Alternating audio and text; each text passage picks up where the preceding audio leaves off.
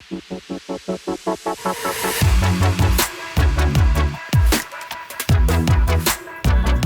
everybody, so welcome back. I hope you enjoyed the last chapter where we just did some basic compositing stuff, just some introductory stuff, and I hope that sort of gave you a good impression of sort of the possibilities that are there with just compositing of your renders instead of just rendering straight from 3D, only doing a little bit of grading and be done with it. So in today's video, we're going to dive a little bit more in depth and we're going to do an actual sort of more production scene. So I've done a render of a shoe. So it's a 60 frame render, so just play it. So it's just it's a shoe rotating. I used a free model that I found. It's this model by Powwow1 on CZ Trader. So I'll put a link to his profile in the description. So super awesome that I can use that model. I did, of course, do my own shading on it. I did use his base textures, but I rendered it in Redshift. And I made a slight variation on it, so my shoe looks a little bit different. I changed the materials up a little bit. So this is what my render looks like. So pretty decent already. But of course, we're gonna make it look a lot better. And so we're gonna composite this render, and we're gonna do some interesting stuff with it, because the idea with this sort of fake client project is that this is a variation of a shoe, and there's the client, well, the client has multiple variations of the shoe that have, for example, multiple patterns on it. So there's variations of the shoe, and maybe they also want it's going to be a campaign with different look, so they want multiple. They don't want one pack shot. They want to have multiple commercials and each have their own pack shot. So, of course, if you're gonna do that completely in 3D, you're gonna need to render a whole bunch of different scenes. And I mean, it's not the slowest render ever. It's this was 2 minutes 25. It's reasonably decent samples. I mean, there's still a little bit of noise, but that's what we're gonna get rid of as well in compositing. But still, if you're gonna have to make 10 versions of this or 20 versions of it, the render times are gonna be quite high. So we're gonna just really touch this render up, make it look really nice in compositing. So do a lot of stuff with it, so it looks like an actual nice render that could be on TV. And we're gonna explore a lot of techniques in order to sort of do a lot of that stuff, like changing the patterns on the shoe in compositing, which is actually possible, to change the environment up, to do a whole bunch of cool stuff. So let's first just go through the 3D scene. And again, all these files are available for Patreon supporters or on Gumroad. So if you want to follow along with the actual renders, you can do that. Because this is a sequence, the download is going to be quite heavy. Let me check how big it's going to be. So it is, let me grab the folder here. So it's that's actually even bigger than I thought. All right, this is 10 gigabytes. But again, that's because we have so many. Is that actually correct? That's quite big. But yeah, that makes sense, I guess. But yeah, that's because, of course, EXRs with a lot of layers are pretty heavy. So that's one of the reasons why sometimes you might want to split out the AOV so you have separate things. I'll just put up, I guess, maybe multiple zips of one of just one frame and then another one of the entire sequence, and you can download whichever one you want. If you want to download the entire sequence, you can download that. You can render the sequence yourself as well if you have Houdini and Redshift. But yeah, let's just dive into this. So it's using a little bit more AOVs as well than we had before, so I just want to explore that. So I did a quick render here. Let's just make this a little bit bigger.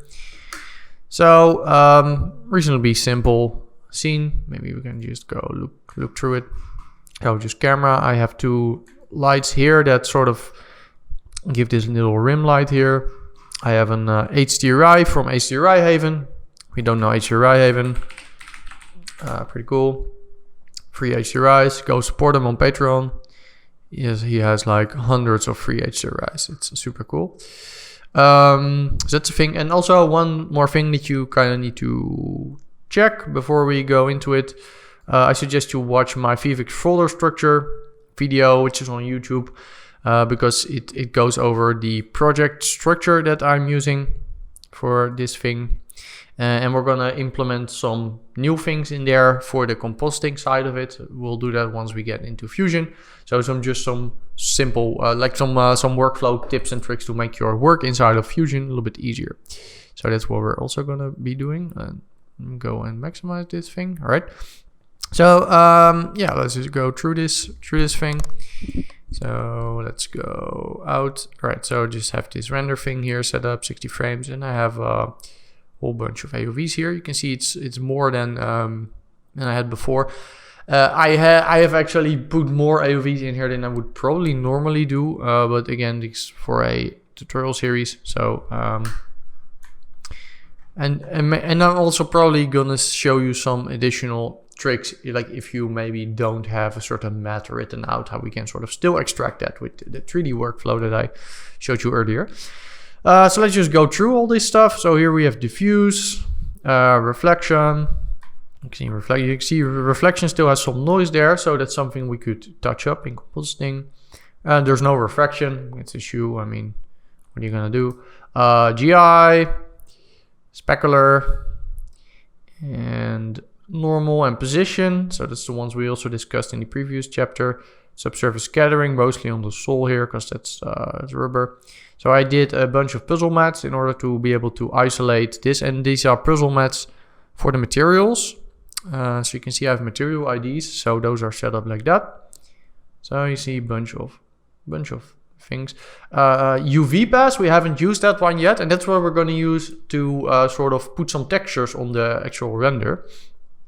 So these store the UV coordinates, and it's similar to what I showed you with the like how you can, for example, write out a position as a color. It's the same with a UV. Like you can just save it as a color. It's a vector, so a vector you can write out as a color, and that's essentially what's happening here. Again, if you want to know more on that stuff, I go pretty in depth in my Houdini 101, which is free Houdini course. Here I have a shadow pass, which we also haven't used yet, which is a raw pass. In order to use that, we have shadows and we have diffuse. We need a diffuse raw, and we need a diffuse filter here. And just an object matte here. And also rendered out a cryptomatte.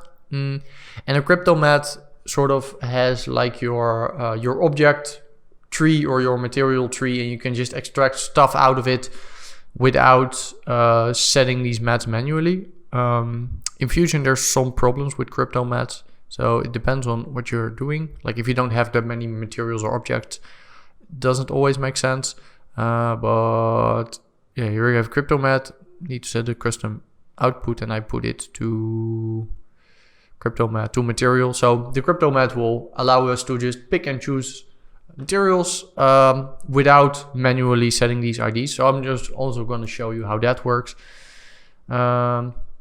So yeah, a whole bunch of stuff to do, and like the shadow pass is and with the filter is pretty cool, because you'll be able to tweak the shadow intensity, for example, in compositing. So that might be something that you might need to do on occasion. Like I can, for example, maybe imagine that client says like, okay, I don't necessarily like the shadow thing over here. Could we turn down the shadow there a little bit, or for here, like maybe there's some like spots here where the shadows are a little bit intense over there.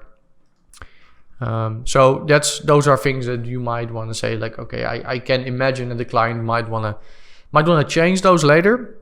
So again, you can look through this 3D file if you get it, but the renders are just also included. So if you just want to do the compositing, just like, because we're not going to deal with any more 3D stuff. It's just a pretty simple scene.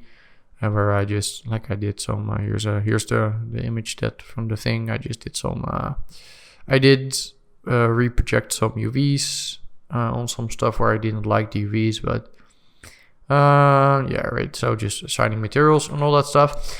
So yeah, that's that thing. That's rendered out. Again, then the final render is this thing. So now let's just dive into Fusion, load this in, and start setting up our composite. So let's just go into Fusion. Let's just pause this. And let's, of course, first save our file. So I have already saved this thing out. And a couple of things that we maybe want to do, so to sort of make our workflow a little bit easier, is in file preferences, you can set path maps. You can see I already did it, so let me remove it. You can set here a path map, and it will be similar to, for example, what we use in here with the where I set my $root, right? So in Houdini, I use my $root in a lot of places. So $root, again, watch the VFX folder structure. So again, watch the VFX folder structure video if you're not familiar with that. But my $root would be this thing, and a $job would be where my Houdini file is located. So we can do something similar with Fusion. I can make a path map here, and I like to use the same variables, so it's just easy to work with. So let's say $root. And $root will go to the root folder here. And let's do another one. And that's going to be where our Fusion file is located. And I see that I don't have it. Am I in the correct? Let me just save this out actually. I was working in some test scene before, so that's why it's probably not saved in the correct locations. Let's go. Shoe comp v001. Right, so it should be fine. Preferences, right, path map. Right, let's do another one. And that's going to be this thing. So we can use a $job similar to how I use it in Houdini, for example. If you want to write out like proxies or something, you can do that over there. So let's say $job, and let's put it to that location. So if I make a loader here, I can just easily go to like $root, render 3D shoe v3, boom, and there it is. So just easy way to refer to that. And again, if you download this comp file, you can just manage the path here to sort of put it to your own direction. Another workflow thing that you can do is that actually Fusion nodes here are actually they're saved as plain text sort of in the background. So if I use Visual Studio Code here, let me make a new file. Like if I copy this, and I can just paste it actually here in here, and you can see it just puts it as plain code. And you can also, for example, just change these paths here yourself. So let's say if you have a whole bunch of loaders and you want to swap out a loader with another version, you could say, for example, that right, let's just grab part of this thing and then say, let's go over here and then go to edit, replace, and then say replace that with v4. You could say replace all, boom, and then it would replace all of these things in the file. And then if I paste it, you can see now this is referring to render 4, and there is no render 4, so that's now in this case not going to work. But that's an easy way to sort of just replace out renders. Anyway, so let's just drag this in our viewer here, and I already have it set up here for ACES. In this file, but again, you should go to OpenColor.io view space and put it to ACCG and output Rec 709. So then we're good to go with our thing here. I'm always getting used here to the very small workspace. Like normally I have multiple screens and I have my user interface a little bit smaller, but for the recording this doesn't work if it's too small. So in some case size does matter. I guess. All right. Anyway, this is going to be our beauty render, and let's just start comping this out and just do our beauty render. So let's go to script, split TXR, boom, and then we get this whole thing. So let's just build our beauty first. So let's say diffuse, channel booleans, do nothing. Let's grab some of our stuff. So GI here, boom. Let's add GI, there we go. Let's do the snapping tools, so arrange to grid. Let's already try to sort of keep a little bit more organized than we did last time. I'll probably mess that up because I always have a hard time keeping my Fusion scripts organized. We don't have any reflection, but let's just put it in anyway. Let's say that we later have to, I don't know, make another render or whatever, and there is some reflection or something, then would make sense to sort of put that in there. Let's put the subsurface scattering in there. Boom. And let's put specular in there. Boom.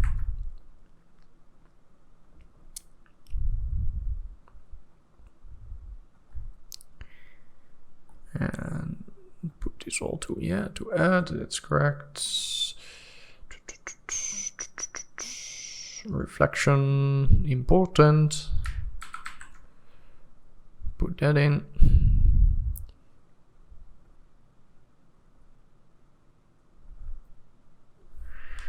All right. So let's have a look. Oh, by the way, I rendered this with a little bit of overscan. So you can see here, I rendered with a slightly higher resolution. I have Houdini closed down now, but so it's with a slightly higher resolution. The reason why I'm doing that is then you sort of have some, you can do some additional stuff. Like if you were to render it for example, at full HD, and later you maybe want to do like some lens distortion, or you want to reposition your render. Let's say I want to put a crop here or something. So let's say I want to crop this out to 1920 by 1080, and then I can put a transform.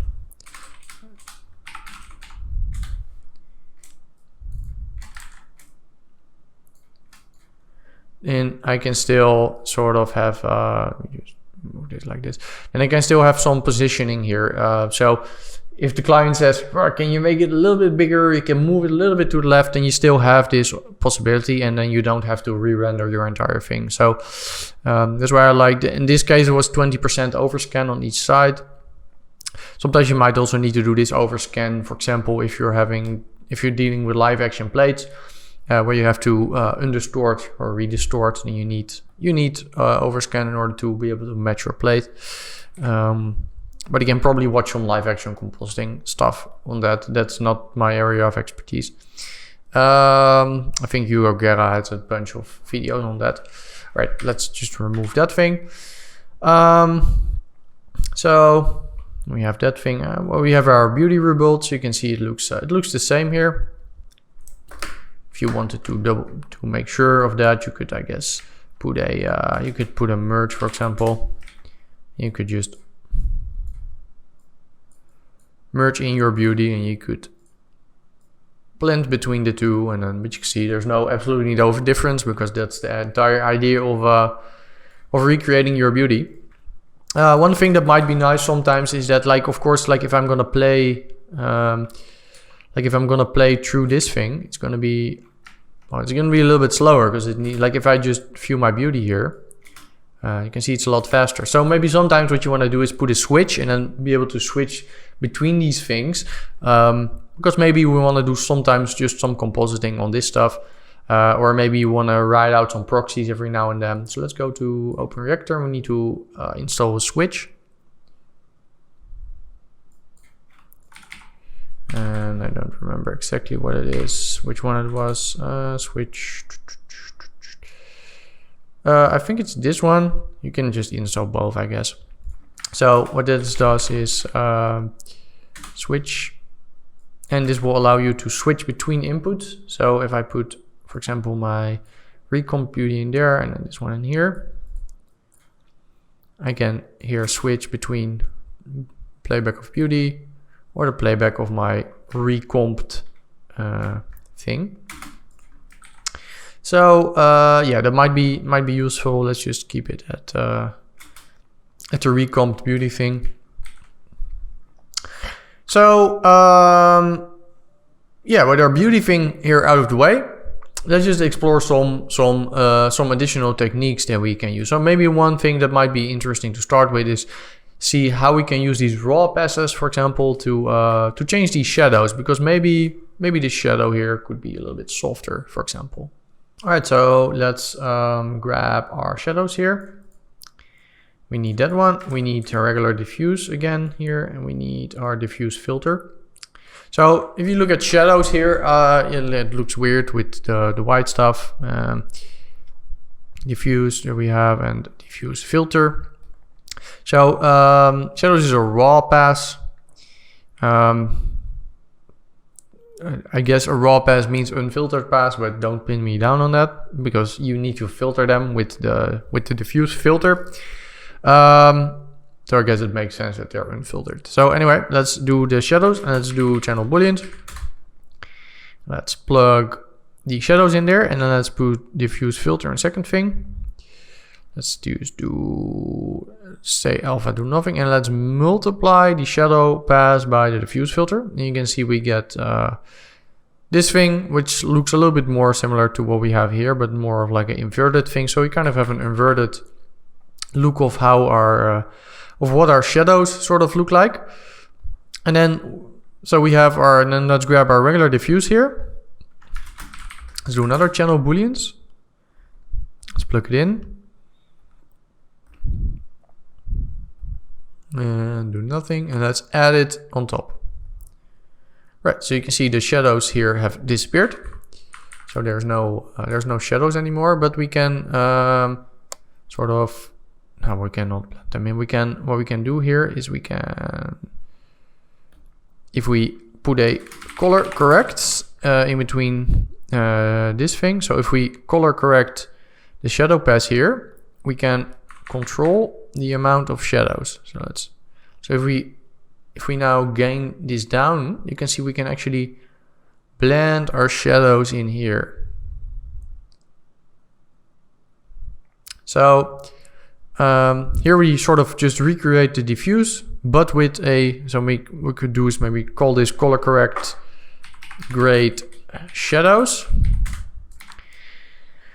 And maybe we only want to do it on the ground, because maybe later we also want to do it on some other stuff. But for now, let's only do the thing on the ground here. Maybe we want that to be a little bit less intense. So let's grab one of our puzzle mats. I think, like, which one do we need? Oh, I think here object mat would be fine, because we have the object mat and we could do that on the, so we could grab this one, put it into the effect mask here, and let's say, okay, we only want to do this on your green.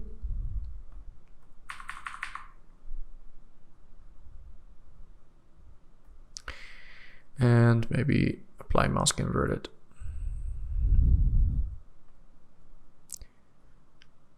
Oh, sorry. Now we're doing not apply mask inverted. All right, let's just do it like this. Right, so we can see we can grade it on the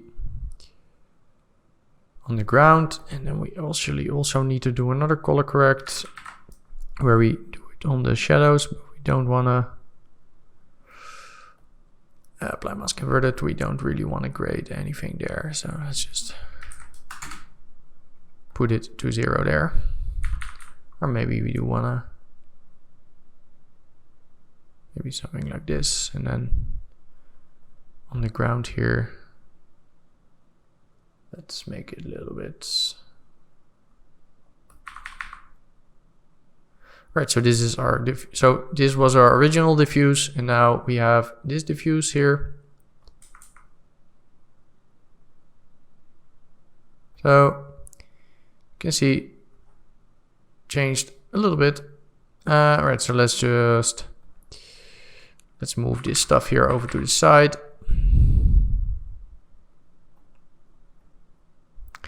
Let's just grab this thing. Let's plug this into our thing instead of the diffuse, and let's just have a look at the end result. Let's save.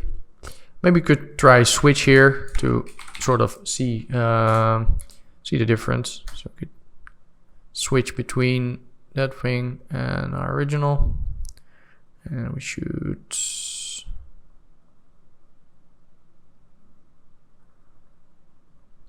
So let's look at our original here. So let's go put this to 0 again, so to 0, and then we could grade down our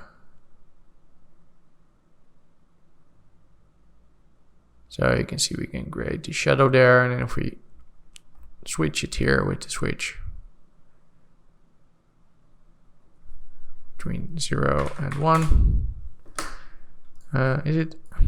Why is it not? Oh, it only has one input. All right, that makes sense why it's not showing anything there. It looked like it was plugged in because it had the right. So now we can see we can switch between these two. So this is the new one, and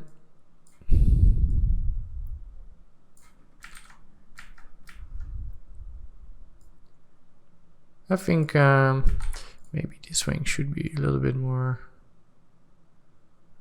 The shoe itself should have a little bit more shadows. And then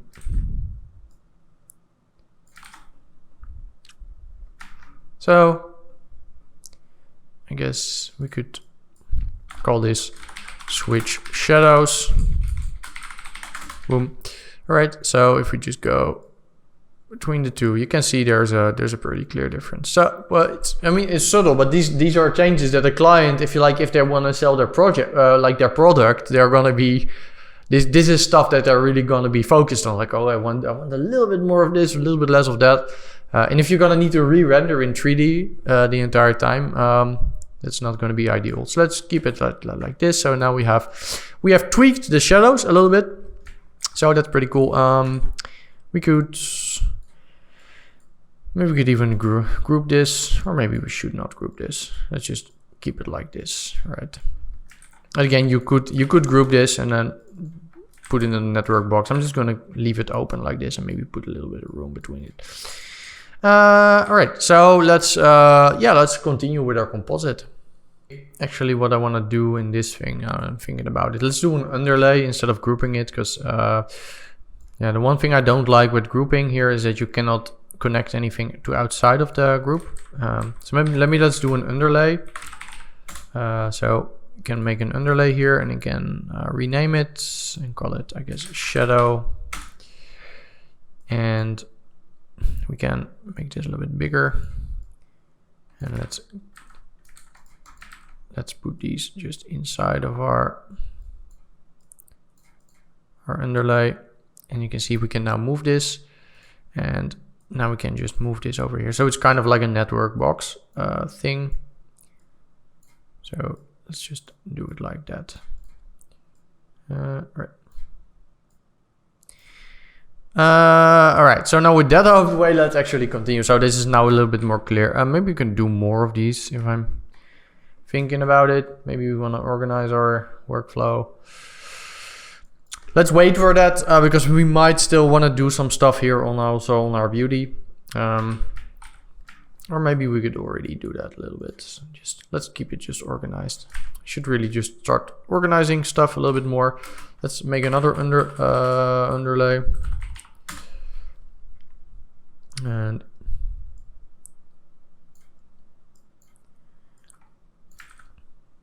so let's just make this bigger. Let's put these inside.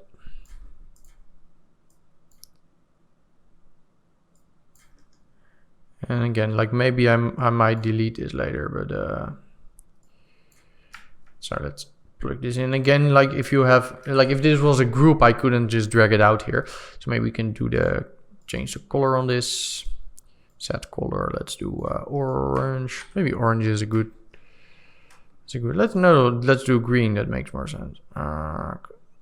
Similar to my render nodes in Houdini. Let's rename this beauty. Boom. All right. I had all my nodes selected, and now it wants to rename everything. Messing everything up here. All right, so that's looking decent. Right, so now that we have that out of the way, let's actually continue with our with the rest of our composite. So let's just view our thing here. And yeah, let's think what else should we do. Like I haven't completely built this composite yet. Before I did the tutorial recording, I did experiment like roughly what I want to do, but I thought it would be cool to sort of go with the flow with this tutorial. So I know roughly what direction I want to take, but I haven't built the final comp yet. So that's what we're gonna do. Over here. So maybe let's just go through this, by the way. And maybe, by the way, in project settings, let's double check some things because I almost forgot that. But let's go to frame format. Yeah, frame rate 30 frames per second is good, just to double check. And keep this at 32 bits per channel, or you could put it to 16-bit float, which should also be fine. But we're gonna work in 30 frames per second.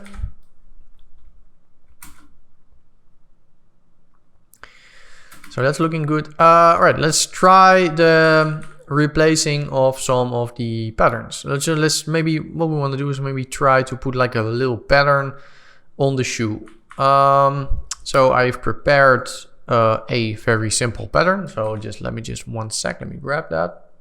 So I have this pattern here. So this is something we want to put on the shoe. Like let's say the client has given us this pattern. Like okay, can you put it on the shoe?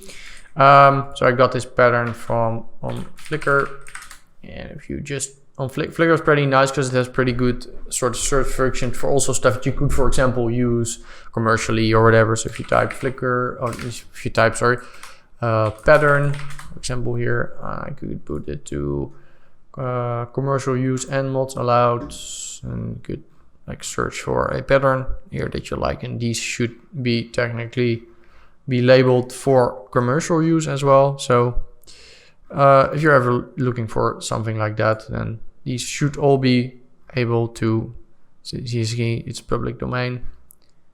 Because with Google stuff you have to worry, like there might be copyright on some stuff, and you don't wanna put copyrighted stuff in client projects because you can really have a problem if you're gonna do that. I cannot find the pattern there, but I got that pattern from there. But let's just leave this open in case we wanna try another pattern. Anyway, let's plug this in. So, and of course, again, we're working in ACES. So again, like this is what it should look like, but this is what it's looking like. So we need to go to OpenIO color space transform, and we need to plug that in. Boom, put it to output. Where are you? Output sRGB, because that's what it was. I know it does make sense, output input, but that it was the output was sRGB. Now we need to put it into ACG. And again, if you're going to export it, it's going to be the reverse. So you can see it's going to look the same now if we do it like this. All right, so now we have this thing, and we want to start mapping that on our UV. So let's grab our UV pass here. And right, so this is our UV pass. And this thing has our UV coordinates, which is also in 3D. It's used to map your textures, and in CG we can do the same. So let's put a texture. And so this texture will take up a UV pass, and it will take up a texture. So let's drag it in, and you can see immediately it's mapping this thing to the entire thing. So it's mapping this texture that we put in the UVs. But you can see it's very blurry because our UV here is what is our resolution again that we're working on? It's 2304 by 1296. So and if we're then also putting this 25 thing, it's just stretching this whole thing across it, which we don't want. So we want to increase the UV scale. So maybe like 12 by 12 or something.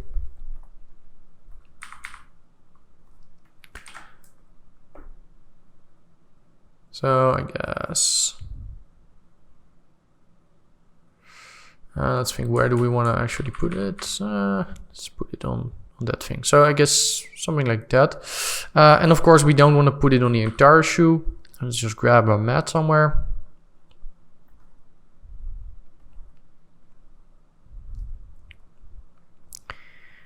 Right, Let's try what it looks like if we put it on the red stuff.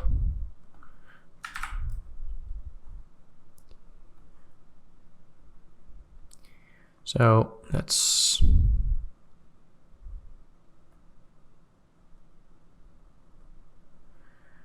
put it to an effect mask. And in the red, multiply by mask. All right. So you can see we put this this texture now only on those places. And let's move this stuff a little bit, so because I wanna try to keep this organized this time. So let's just do it a little bit like this. All right. So now you might be inclined to just say, all right, I wanna merge this on top, which is not what we should do. But you can already see this already works. Like we replace the pattern. And then we have these blending options here to sort of blend it in. But the better way to do this would be to grab this. And because if we just merge it on top here, it's merging it on top of like all of the other stuff like reflection, specular, refraction. So then we're mapping a diffuse on top of our already comped thing, which is probably not what you want to do.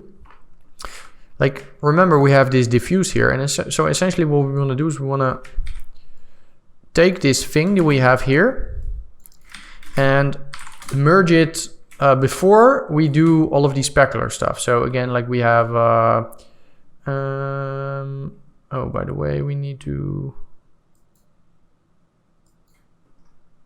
why are we still doing diffuse here? That's not correct. Let me just 1 second. Oh wait, okay, that is correct. This thing should be should be in this network box. 1 second. It was just a little bit confusing. So this one should be in this network box. The network box got me confused. All right, so now this should be correct. All right, so kind of what we want to do is like we have the diffuse here. And then we have the rest of the comp here. And then we actually want to add this texture that we made. We want to put it, we want to sort of replace the diffuse on this part over here. So let's put a merge over there. All right, let's do it like that. So now we're adding it here on the diffuse. And then if we continue in our comp here, so you can see now it's still adding all of the specular stuff to it later. So, and we can still, of course, do, for example, let's just preview this here. Blend. So you can still blend it down there and then do all of this stuff. All right. So now you can see I added it on top, and then all of the specular stuff gets sort of added on top, and we have control here over like all of the other stuff. But I mean, and because this is UV pass, like you can see this still moves with our entire render. So that can be pretty cool. Maybe one thing that we don't want is, you can see it's also on the inside of the shoe here. So that's probably something we don't want to do. So there would be multiple ways to sort of fix that. Like you could do a mask. By the way, I haven't shown you how to do mask yet. We're not going to do this with a mask, but let me just real quick just show you how drawing masks work in Fusion. But you can select something and you have these mask tools here, and you can just draw a mask. It will just come in as a mask here, and then you can see I can just draw the mask, and then you can just use it as a mask in there. And we're not going to do that because then would mean we will need to sort of manually do that. Let's try to use the 3D workflow thing that we did before. That might be cool. Before that, maybe we want to actually split out our shoe from our background here and just only work on our shoe. So let's grab our mat thing again here. So we have this, we had an object mat as well, I think, here somewhere. That's that one. Let's keep that one over there as well, so we can find it later. All right, so let's move over here. Let's plug that thing there. Let's do boolean, channel booleans. And let's say multiply by mask, effect mask. And let's red, right? Boom. Right, now we have our shoe cut out. So yeah, let's make a sort of a mask maybe for our texture thing, or maybe no, we should actually do that before we do the rest of the stuff.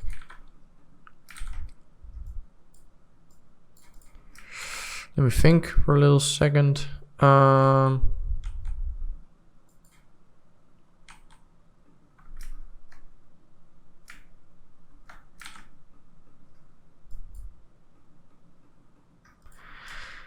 I think we wanna, all right, let's just grab our position pass here. And let's grab our, let's grab our beauty. Where do we have our beauty again?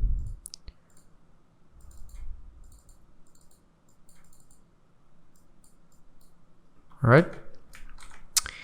The beauty. And let's say image plane 3D. By the way, before we do, let's also extract the camera.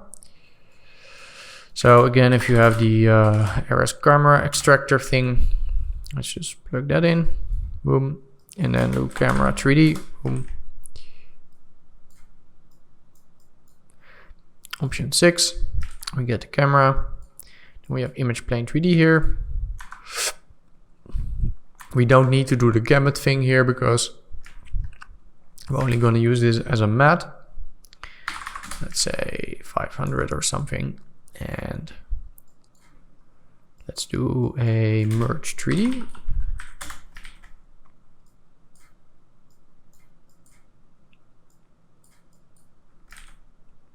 And let's do displace 3D on our image plane here. And we want to displace it. Let's move all of this down a little bit. Let's displace it with our P, but we need to do the vector flipper. Vector flipper, RS vector flipper there, all right? So we're flipping these vectors, so RS vector flipper there. And let's then grab that and do displace 3D and put it to RGB and absolute. Right, so you can see now we have our shoe here in 3D, sort of. Again, you could also load it as an alembic or whatever, but in this case, this should be fine. Again, the workflow would a little bit depend. It might end up that we need the alembic anyway, but I think this should be pretty good.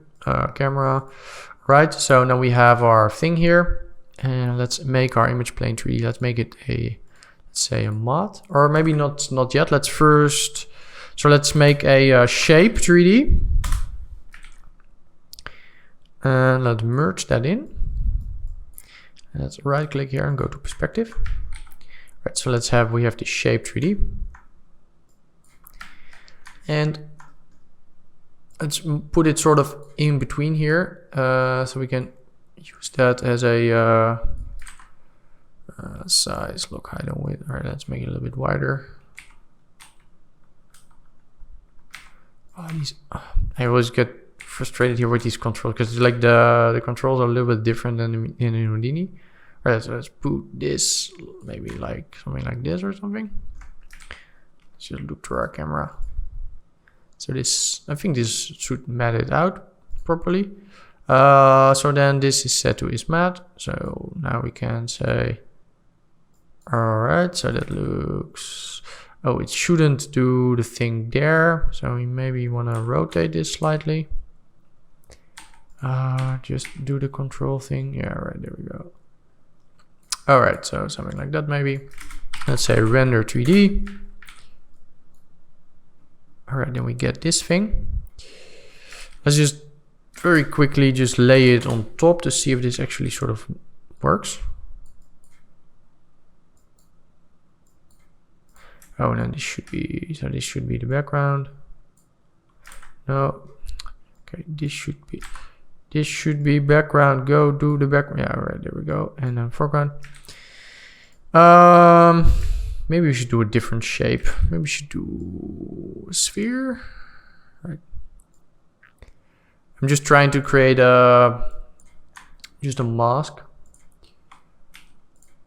for that thing. So let's just a mask for the inside.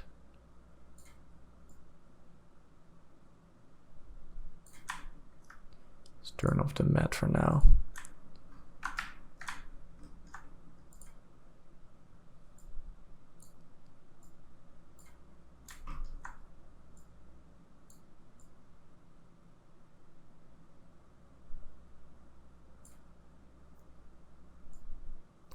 But you can see stuff like this with the 3D composite can be pretty useful. And like I mentioned, I don't use the 3D workflow that often, but I really should, to be honest. Because for stuff like this, it's just super useful. All right, let's just do something like that. All right, now let's put it to matte. Boom. So then we have render 3D here. You can see that should be fine. And then we don't want to merge it, but what we want to do is we have this thing here. And then let's say Boolean. So channel Booleans. Right click, effect mask. And say multiply by mask, apply mask inverted. So you can see when we cut out that part. And maybe what we want to do is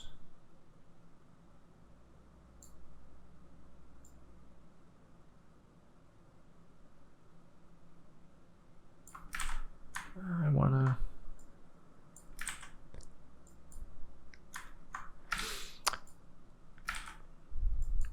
you know what? I'm not sure if we're going to get there with this world space thing. So maybe what we want to do instead is actually grab our alembic and let's make a selection of the inner part of our render, of our object. So we can use that to sort of mask it out. So I think that might be a good one. So let me just go into Houdini and then we can grab that instead. That's our image here inside of Houdini. And like I mentioned, like that's why I sort of, like I didn't plan everything out. I kind of wanted to sort of put it as a sort of production type of environment. Like I know what I want to do, but I haven't like completely figured out all of the things for this composite thing. And I figured that this would be the make for the most sort of interesting thing. And then you can actually see the types of issues that you might run into. Right, so let's generate a matte in here. So I'm just gonna go into, and again, like if you don't have Houdini, like all of the alembics and all of the stuff will be supplied with the downloads if you get the downloads. Yeah, so I'm just gonna merge my object in here. And so I'm gonna just hide this. So I'm just gonna blast some stuff away, right? So let's do non-selected. Right, so I'm just gonna grab, I guess, some polygons here on the inside. So let me just have a look at the...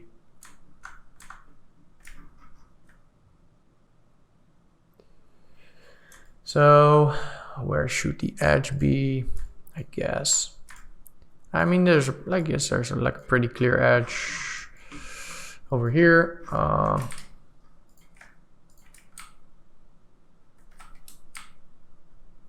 Can we select loops here?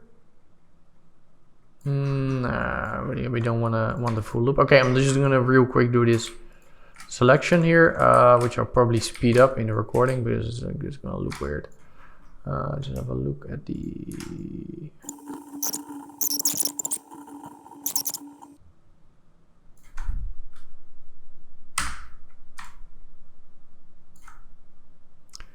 All right. non-selected. All right, I'm gonna export this. Mats. This is also gonna export the actual shoe. So export Alembic.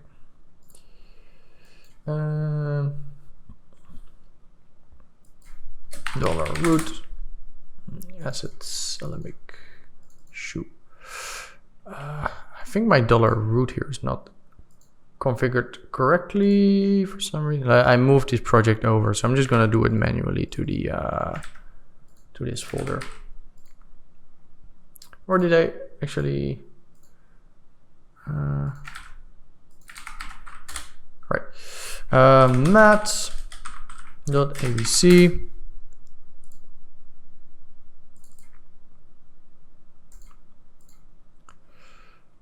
And let's also do the shoe.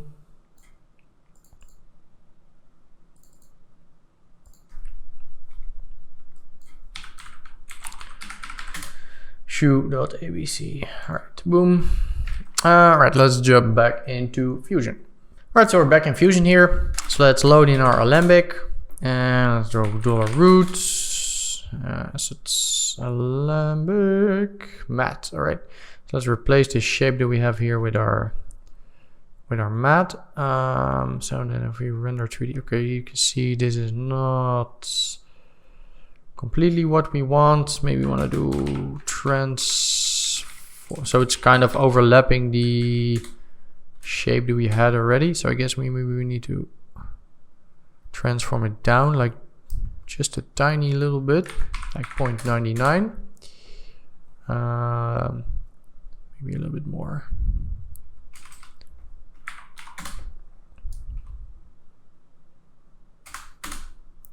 Something like this. You can see it's not,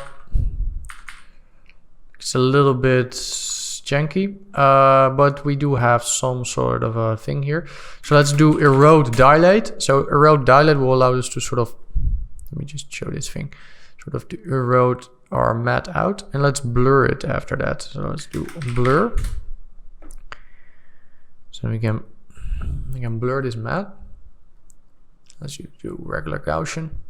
And now let's do Boolean, so channel Booleans on our texture here. Let's put in the mask, like that, effect mask. Let's put it to luminance and multiply by mask and apply mask inverted. All right, so with this erode dilate here, we should be able to dial in the amount there. And now let's have a look here. All right, so now you can see we have sort of control here a little bit over sort of how, like the inset of that part there. So I mean, we could like, I guess the pattern would be like sort of wrapping in, and then over there it would be dark. But again, if you have an actual shoe, you would sort of know, but I'm just trying to show you some techniques and problems that you might run into. So I guess that looks pretty decent. Yeah, so that's the diffuse, and then you could go to the last part, and now you can see we have our nice little pattern applied here. Right, so some other things. I think this specular is probably too high, so it's also something that we might want to sort of grade down. We have this, so let's say, we have the brightness contrast here, and I guess we could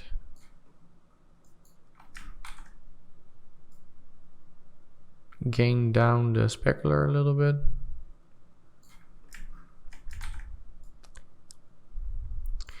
So that's sort of a good sort of basis, I guess, for a shoe. Now, so we have a little pattern on our shoe. Our client is happy with that. Maybe another thing that might be cool is like maybe they want some, because we have this sort of patterny design on our shoe here, is that maybe the environment, like maybe you should also be cool if there's some sort of like also a pattern in the environment a little bit, right? To sort of match the pattern that we have. And then I guess the client would also come like, okay, we have this shoe with this pattern, and we're gonna mix and match the shoe with the with some of the pattern stuff on the way. And by the way, maybe I think I'm gonna turn up the shadows again a little bit. And now I'm looking at this.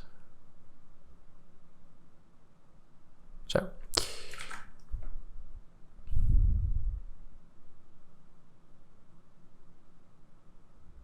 You can see how useful it is, like to sort of, like if you had to re-render every time you had to like change the shadow a little bit, you would have a problem. All right, so let's start introducing some texture also in the environment. Again, we can use the same sort of techniques that we had before. And by the way, let's just organize this whole stuff a little bit first. So let's maybe do an underlay here as well. Let's call this pattern,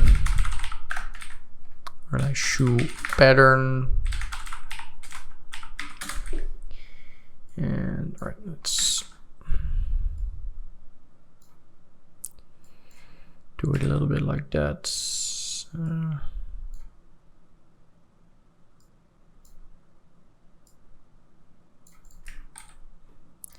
And let's give it a different color, maybe like color of a little bit blue or something.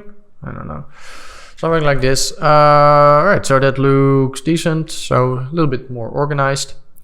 Oh yeah, so now let's do the pattern on the background thing. Move all of this stuff a little bit. Right, so I had another pattern thing that I had saved here in my little box. It's that thing. Assets, textures, shoe patterns. All right, so I have these stripes. This is the thing that I made in Photoshop, but again, like use whatever you want. And let's color correct this as well. So let's do the color space thing. So now the colors are correct, and we could grab the UV thing that we had, puzzle mat that we had. All right, so now that's not what we want. We want UV texture, and we want to put the stripes on there. So that's gonna be like this. Boop. Right, and then we want to use not this puzzle mat, actually we want to use the objects mat, I think. Right, object mat. All right, so let's use object mat. Boom, let's put it in there, and let's use the green instead. So let's do green. Boom. Right, so now you can see we have it on the environment, and maybe we want to change the tiling here a little bit, so something like that. Beautiful, beautiful. Da.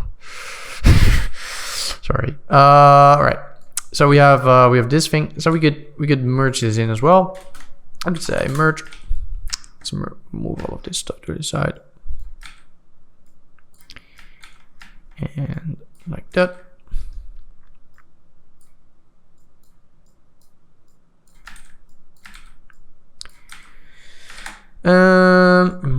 Boom, like that. All right. So we should probably color correct. Like we shouldn't use these colors here. Probably color correct that thing,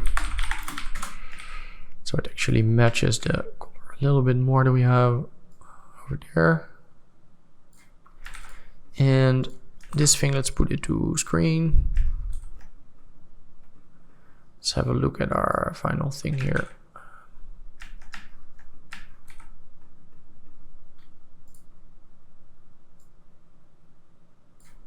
Let's do,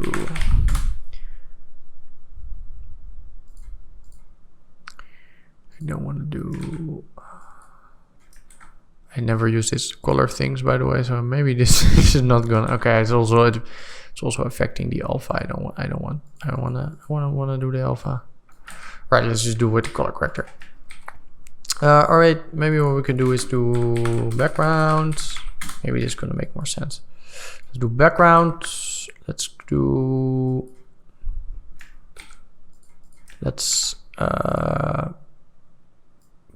pick one of these colors. So maybe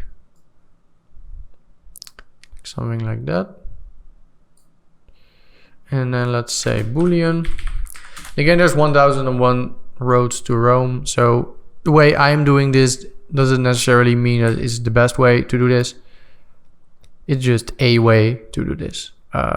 This is similar in like Houdini, for example. Like there's 1001 ways to do anything. That's why like these node-based compositing stuff is a lot nicer to work like this. Hopefully you can see that in something like After Effects. Let's multiply by alpha. And we need to make this background. Okay, what size is this thing? 1000 by 1000. So we need to make our background also 1000 by 1000. Oh, and we need to import, and we forgot that as well here. We need to make sure that we load in our textures here as float 16, else they're being brought in as integers. And with our background, it's going to be the same. We need to make sure that it's depth 16. Else we're going to mess up with our linear workflow, so we don't want to do that. So let's just have a look at our... So we have this thing. All right, so now we can put that instead. Boom. So now those colors should somewhat match. And I don't necessarily need to do it completely. I can just do something like this, all right? And you can see now this also just works with all of the other passes. So that's why we're working like this. So we're just doing this on the diffuse. So this is our, like a lot of the stuff here that we do is just on the diffuse here. And then later we do all of the GI stuff. So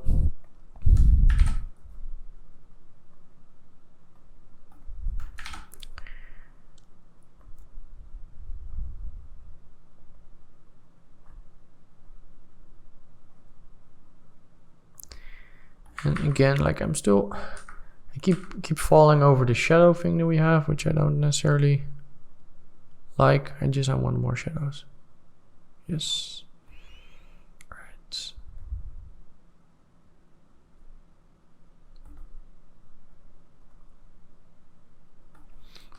And also, I think this stuff over here just should be darker maybe.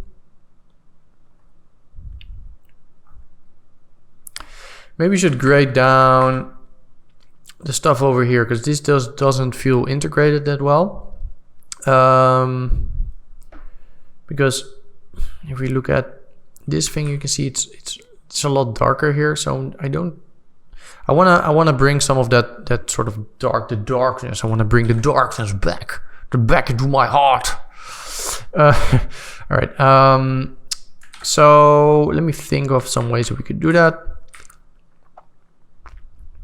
We could just have let's think. What would be a good way?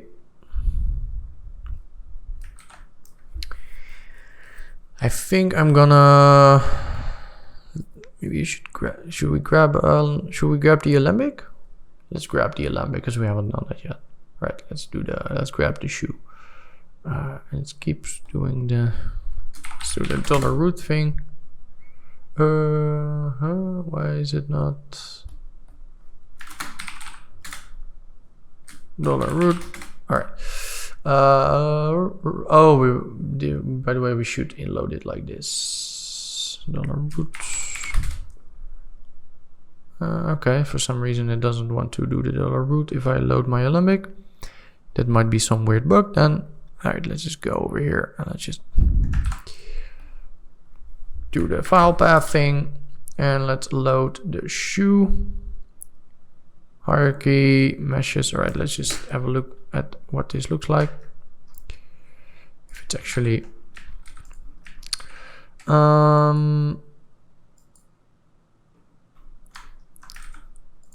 Okay, I think I need to export this differently because I want separate elements. And now it is exporting it as just the full thing, which I don't want. So let's just grab back into Houdini and export it a little bit differently. So let's just also have a look in our... So I think if we assemble this... I think if we assemble this now, we should export it as a separate thing. So you can see it takes a little bit longer. So let's go into here, import Alembic shoe. Yeah, you can already see it takes a little bit longer now to load in.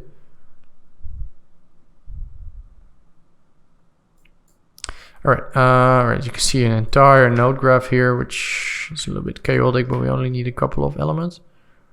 Let's just have a look at the 3D view. Right, so we have this thing. Right, so let's grab, is this the one? Right, so let's grab that one. So it's going to be this thing. So again, we only need that part. And we don't need all of the other. Let's move it out of the way because this is just way too many objects. Now it's because we packed it, it's also putting all of the pieces of the thread as a separate object. All right, let's just delete that. Because we only need the one part.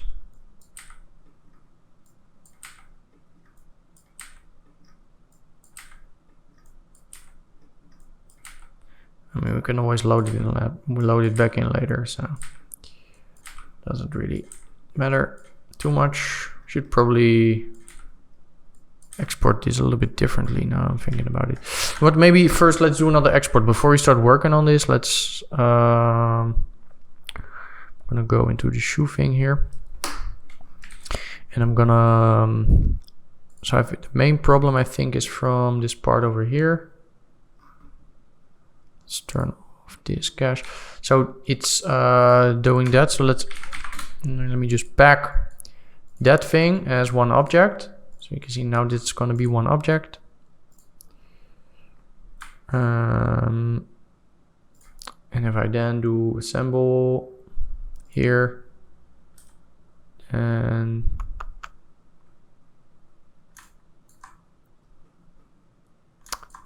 shoots, no, it's not. Is this packed here? Right, let's just pack these things individually. Do pack, pack, pack, pack, pack. And let's have a look here. All right, so now I get these separate things. So I think if I now export this, export Alembic shoe export. All right, that also went a little bit faster. So let's now import it.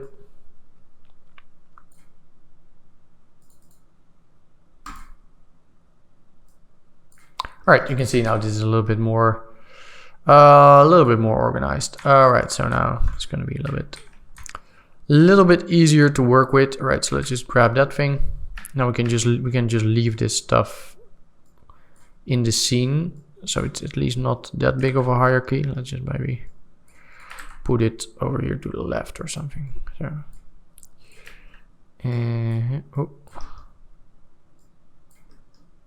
Right, so we're gonna put that to the left here. Again, let's grab that thing. No, okay, grab that thing, select it. All right. All right, so we have that thing here. Let's rename it. What's a thing like that called? A lid? A shoe lid? I don't know. All right.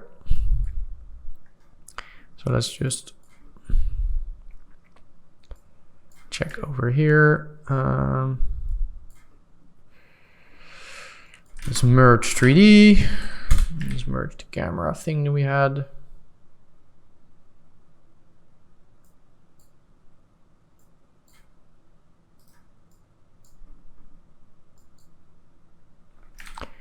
All right.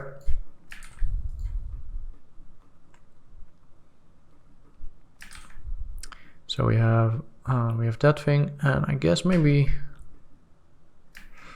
where do we put the rest of our shoe?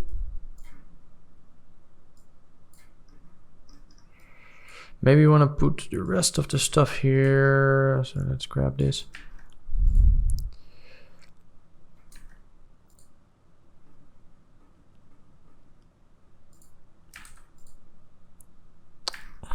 Can we put this, if we group this, can we put it as a mat? No, I don't think so. All right, let's just put this as a mat. Oh, let's not put as a mat. All right, let's just do this thing. Let's say render 3D. All right, then we get that thing. And so we want to remove it from there. So let's move this stuff. I'm already starting to get a little bit disorganized here. All right, we can just move this over here, and let's do another channel booleans.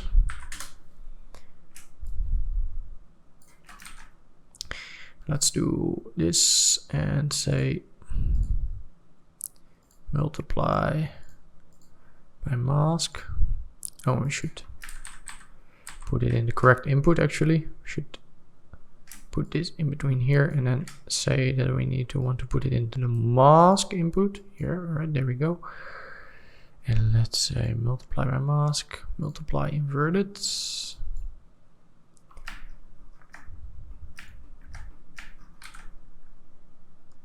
Thinking I'm liking that better, if I'm honest, with the stuff over there being black and the stuff over here should be graded down. So in order to grade that stuff down, do we have a mat for that? Let me check.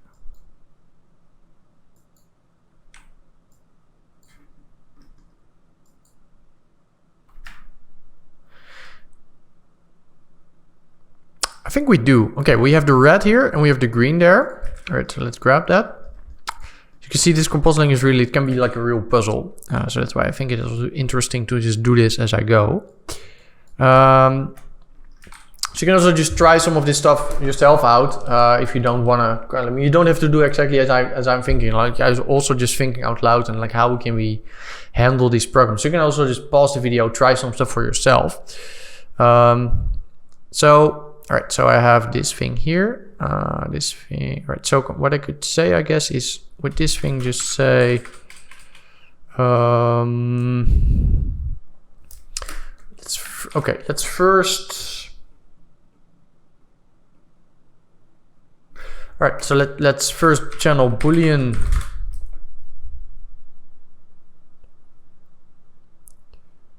this thing from here.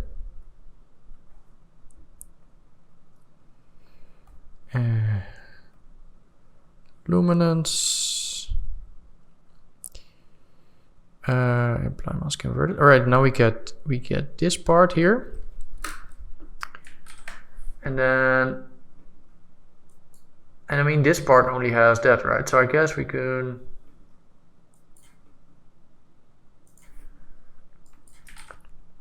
do. We just have a look at the. So we have this, all right. So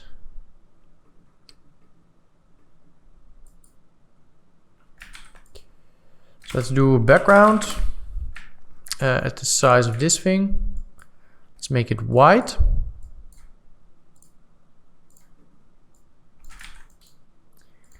Let's channel booleans.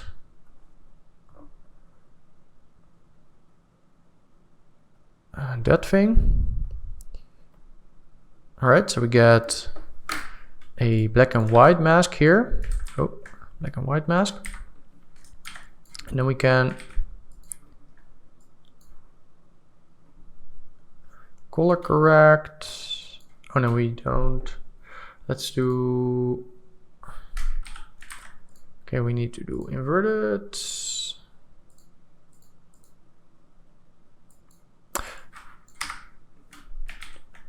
Okay, I'm gonna do this differently. Okay, I'm gonna go color correct here. Color corrector, I'm gonna color correct based on red. Let me just make this a little bit bigger. It's a little bit difficult here with the very big user interface. All right, let's color correct based on the red color there. So red.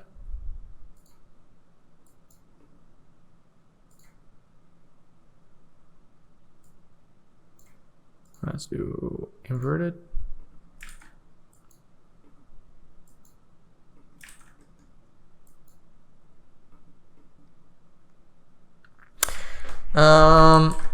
Okay, this is not correct. All right, let's do it a little bit different. All right, so let's merge the shoe and shoe. Whoop. All right, and get the shoe here. Good, all that. And let's put it over here. Boom. And let's have a look. All right, so maybe what we want to do is we want to grab that thing. So that's going to be this thing, and we can probably use that to create a pretty decent sort of mat. And he also needs that thing. So those two, right? So let's grab that thing, and let's grab that thing. Right, so that's that thing, and right, not that one. Let's do right, yeah, that one. Ctrl C, Ctrl V.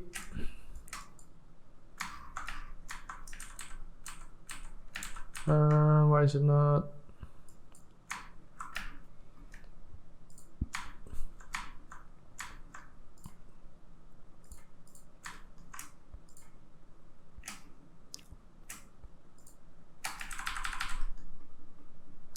Right, so let's just that one. All right, and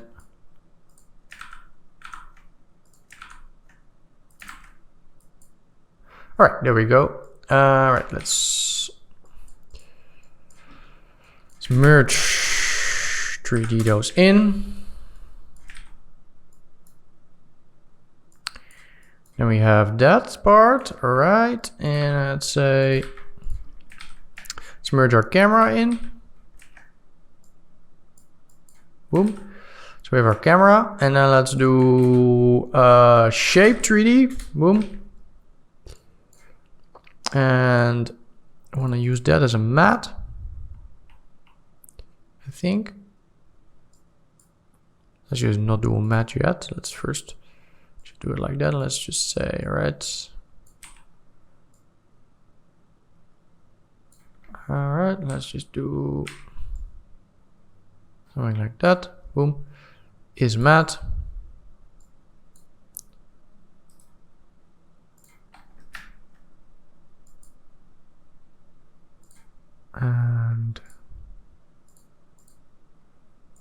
And we want to use, I want to do it now. Don't want to use that as a mat. I want to use that as a mat, and I want to use that as a mat. All right, so we have this thing here, render 3D. All right, we have a thing there.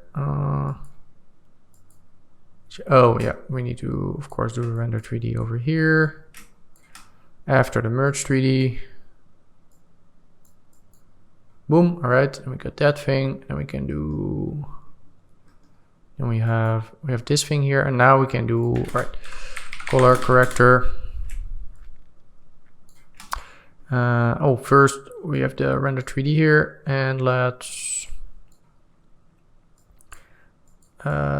channel booleans and say, where do we have our object mat? That thing. All right, grab our object mat, render 3D here, effect mask, and go to red. All right, so now we only have that parts, and then we can go in our thing here, color correct, and grab our little thing there, put it in a mask here, effect mask, boom. And all right, now we can finally grade down that part. All right, that I want to do grade down, boom. All right, that's perfect. All right, let's do blur.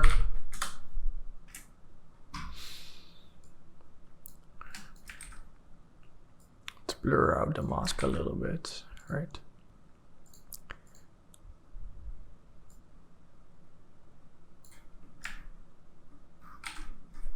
Magnifique. All right, so yeah, let's go to our final output here.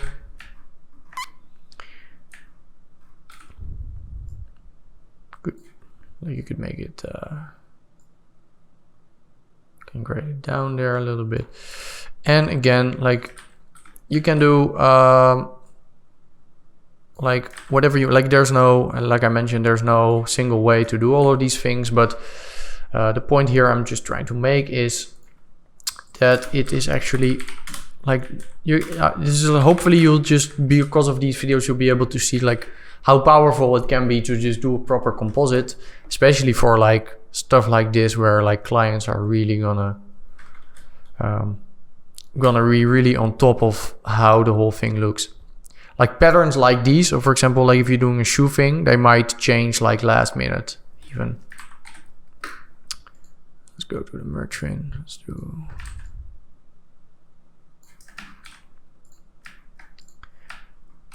So I think I like it like that.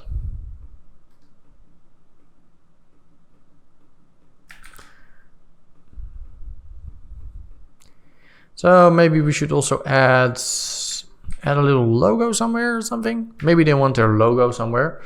So let's grab the fence logo and let's add the fence logo somewhere. Or maybe I should not do that because I might get in trouble. Like, can you use logos in YouTube videos? I don't know. let's not do the logo, else they're maybe gonna complain. I don't think so, but okay, so I decided it wasn't a good idea to use an actual copyrighted logo. So what I did is I made my own logo. So, ta-da! It's Schwanz of the Wall. It's a completely original design by me. And we're gonna put the Schwanz of the Wall on our original Schwanz shoes. So alright, let's just drag it in. Sorry, okay. Alright, like we're gonna do okay, we're gonna do the open color IO thing. I'm gonna do that. Okay. Okay. Sorry. Contain yourself, Tim. Sorry, I'm a little kid on the inside. Alright, let's just go from output rec 709 to ACCG. Alright, then we have our Swans logo here. And we can go to import and let's make it 16-bit float. All right, because you can see like with stuff like this, it's really like the white just that's grayish, which of course you don't want. All right, so we want to start putting this on our thing. So let's have a look. I guess we kind of need to decide where we want to put it. Maybe like on this little strip or something, or maybe on here. Like, I don't know where they generally put it on fan shoes. I haven't had those in ages. All right, let's just put it. Let's just try where it looks good. See if maybe here or maybe there. Right, let's just do the UV thing again. Whoop. Whoop. And let's put our Swans logo on our texture. Boom. Beautiful. All right. So we probably wanna transform and let's do edges. No, let's just keep it like that. Let's do the UV. I guess this is fine. We need to mask it out later on where we actually exactly want to put it. I guess let's. Oh, we need to swap you and swap. Let's rotate. Okay. Swans of the War. That seems okay. Let's rotate it on.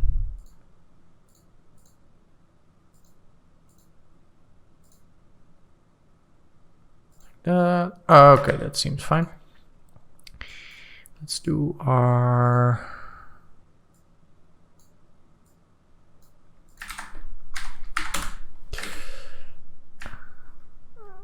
Something like that.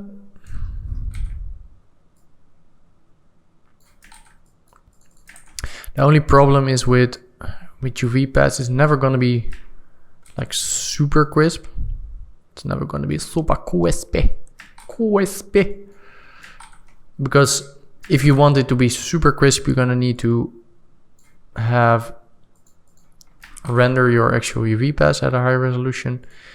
You should be able to get a little bit better quality out of this than we are now, though. Let's just try 4x4 and let's transform this down.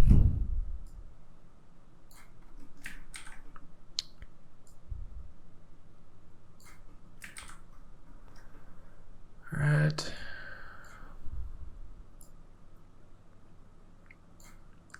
Okay, I think we do need to put some more tiling here. Maybe less tiling. Let's make it like that.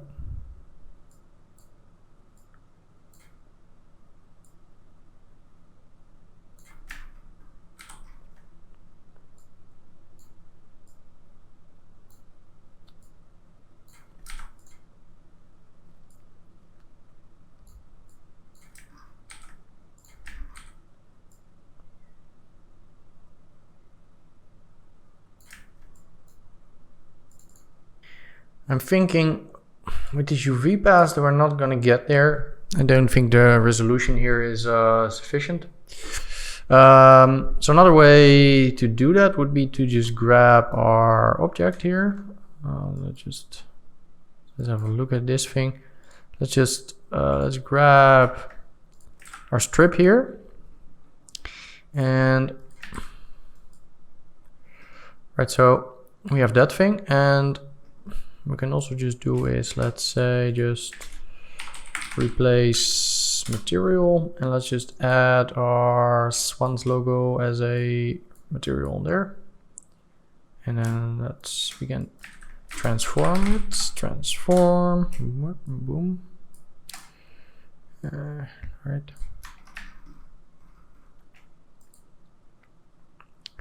It's a little bit difficult here to sort of judge where in 3D space we are, so we just have to make do here. Maybe I don't think this strip is gonna work. Let's do the other thing. Let's do this thing. Right, so let's grab. Oh shit, we didn't grab the correct thing. All right, so I'm gonna grab that thing. Right, yeah, that's the correct one. So I'm gonna put that in here. I'm gonna say replace material. All right, there we go. Let's move our thing. Let's make it smaller.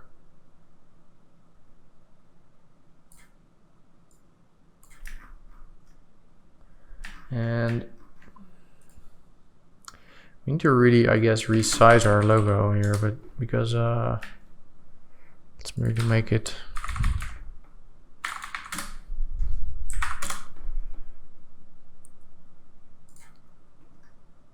like what's our original. All right, let's do 4,000 by 2,000.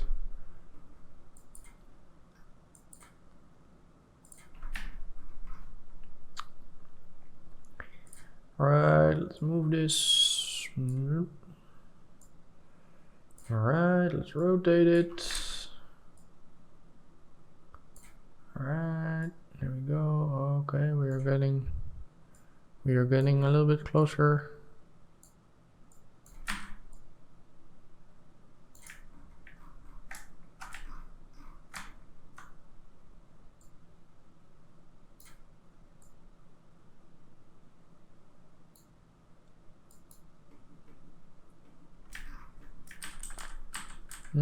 Okay, we need to, it just needs to be bigger over here.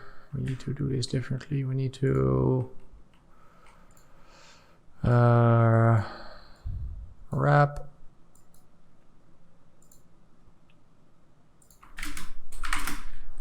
UV map. All right, let's just do it like this. Let's do UV map. Let's do it on the side. Z. All right. Let's then just say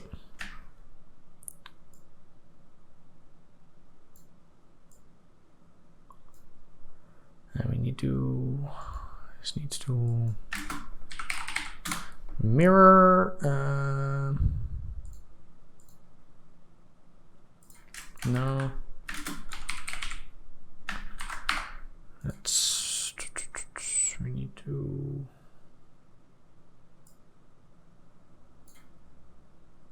can we invert these UVs? Flip U. All right, there we go. Sorry for taking a little bit long with this, but it's just it's a little bit. The controls are a little bit finicky when it comes to this stuff. All right, swans of the wall. All right, that seems to be decent. All right, and we have this thing. So this. Okay, we can merge our camera in there.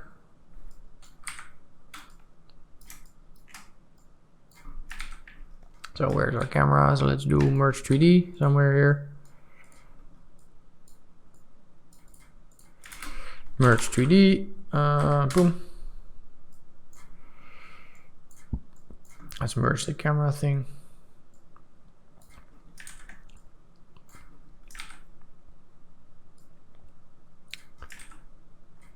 That's on here. Let's look to the camera. All right, we need to do another mask thing because we see sort of both sides of this, which is not ideal. So we need to first, if I'm looking at this thing, it's projecting it both on the inside and the outside of this mesh, which I don't want. So let's get another of these like that. Let's say is matte, and let's merge it in, and let's move it.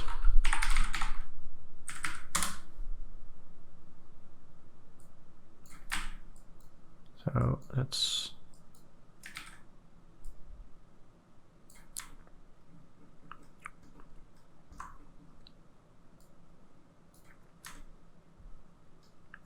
all right, that seems to work. Let's do another. Let's do shape 3D, and that's going to be grid, and that's also going to be a matte. Boom. And that's going to be this thing. Boom. All right. Render 3D. There we go. Swans of the wall. And after we've done this, we really need to organize our workflow here because it's getting a little bit chaotic. So we're gonna do that thing. So then we have, so let's move this to the side here. That's again where we generate the stripes for our background. And right, so we have this thing, and then we can merge this, I guess, in on our diffuse again. Boom.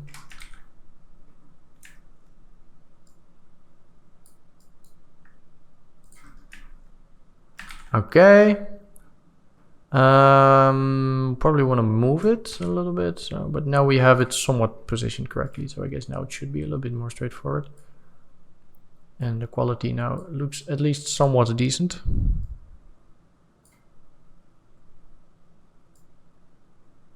swans off the wall. All right.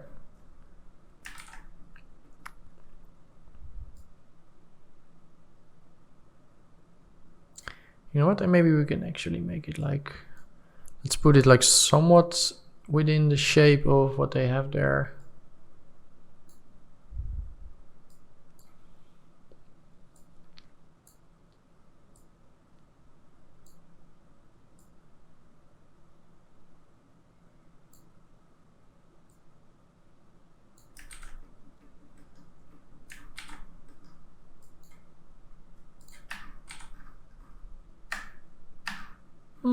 Pretty decent. Maybe we can do the, I mean, I guess the resolution should be even like a little bit bigger because it's still not completely sharp. But again, like our actual Swans logo here is not the biggest either.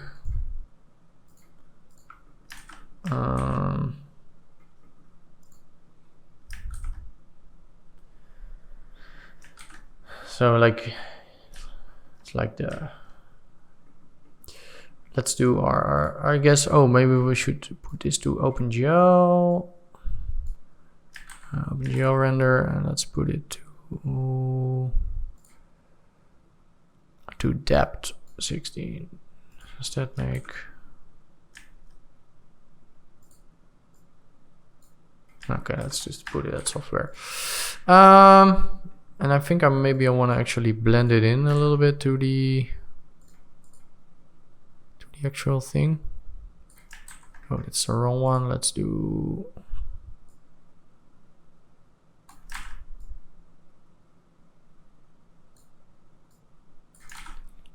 and maybe make it a little bit smaller even.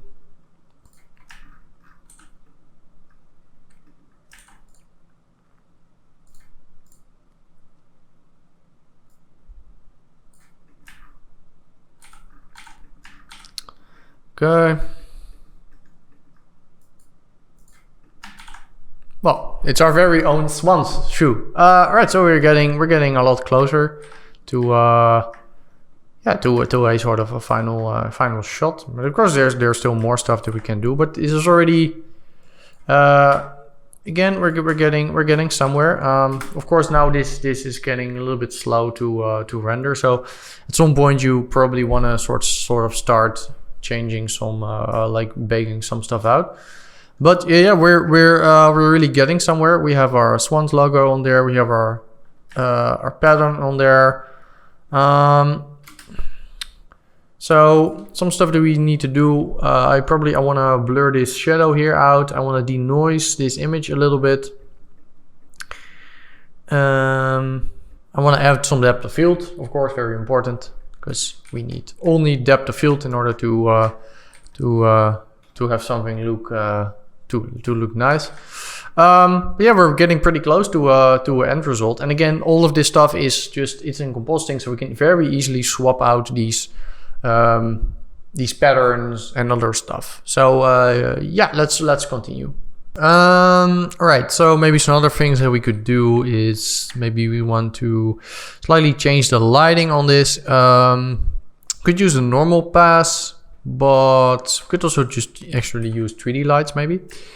So let's load our shoe again, but maybe now as an actual just as a regular Alembic mesh here. Assets, Alembic shoe. Right, we have our thing here.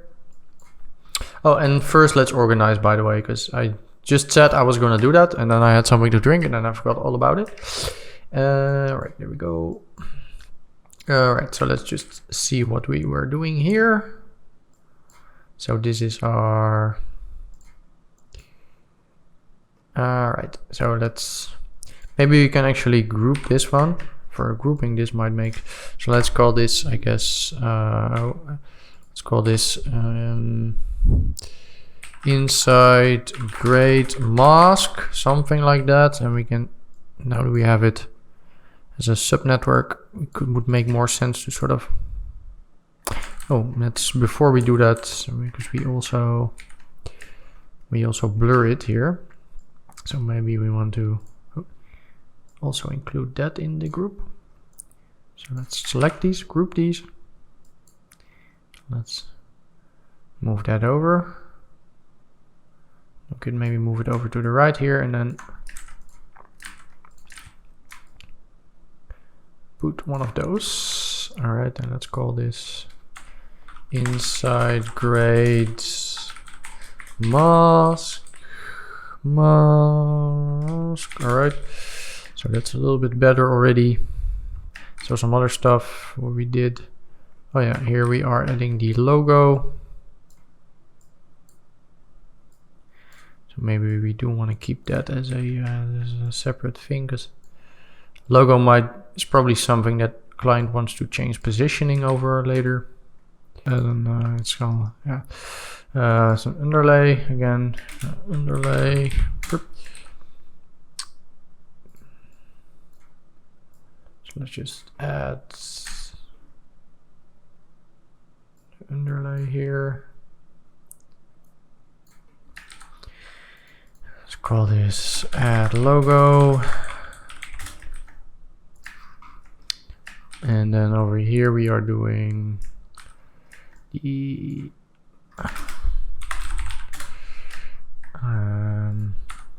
background lines, right? Something like that.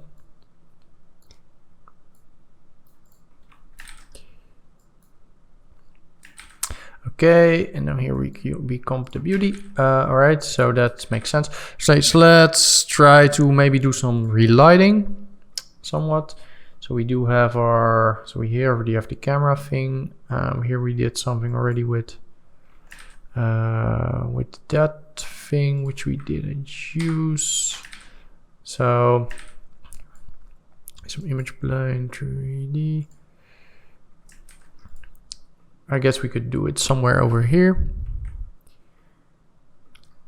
Let's do it on our alembic maybe instead. So let's do it on our roots. Right, so here we have our shoe. Let's load shoe. Again, with F2 on your keyboard, you can do that thing. Let's say merge 3D.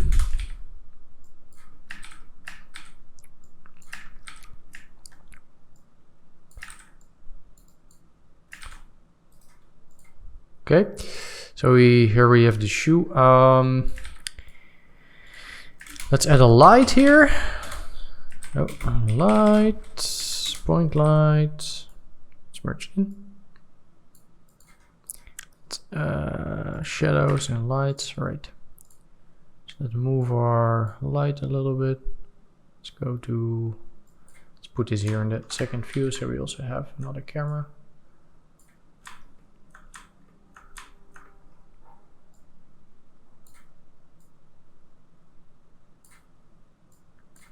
Let's do replace material and let's add another material maybe here. Again, I'm not super familiar with these materials here, so I'm just gonna use let's just do the, in this case maybe just use blend.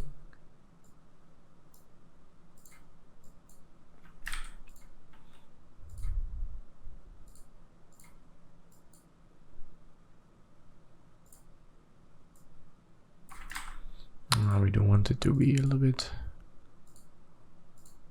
white, else we won't get.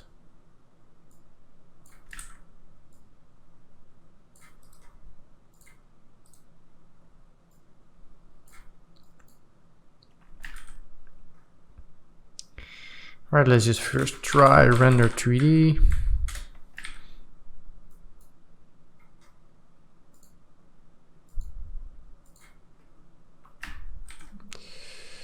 Okay, so that's not exactly how we want it to look. Let's try OpenGL. All right, that's already a little bit better.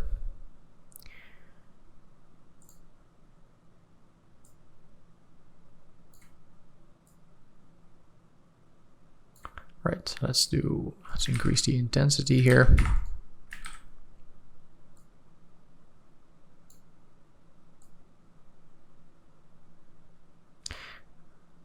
So, I mean, this looks pretty good. Again, we could also do this somewhat with a normal pass, But now we have a 3D light, which is pretty cool. Right, so we have this thing, and we could use this as a grade.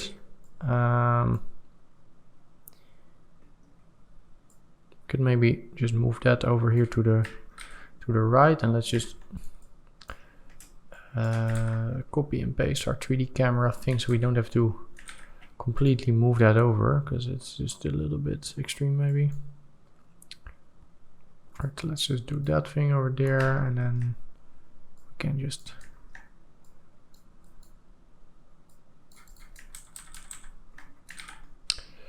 oh,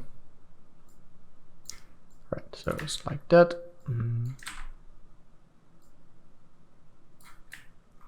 And let's grab these, and these, and let's just paste them. I'm not gonna reference them now because there was this issue with the referencing of these Redshift cameras. So that's why I'm just gonna do it like that. So I'm gonna replace it with this thing. And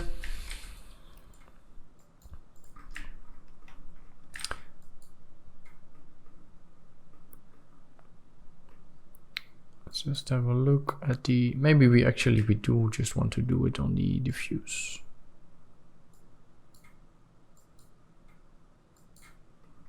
Let's just go through our passes. We should actually do it on, hey, you know what, maybe let's just add it. We can use it as a grade, or we could, let's use it as a grade node. Right, let's do color corrector.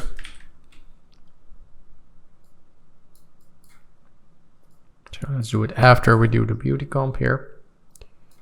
Let's move this over. And then let's put that thing in the, oh, it's a little bit annoying with the interface thing here. Let's do, I want to put it in the mask. Go in the mask. Why are you in the, oh, sorry. I need to do the render 3D. Sorry. Because of course I cannot merge my 3D as a mask. That's not gonna work. All right. So I'm gonna use the luminance here as a mask, I guess. Luminance. And let's just gain it up. And why is that not working?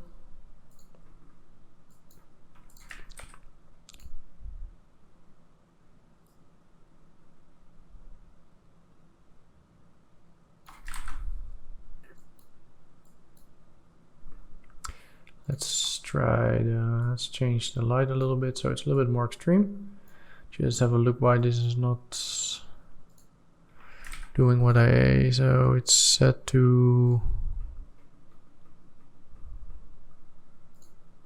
so the mask here is set to, oh, it needs to be set to luminance, sorry.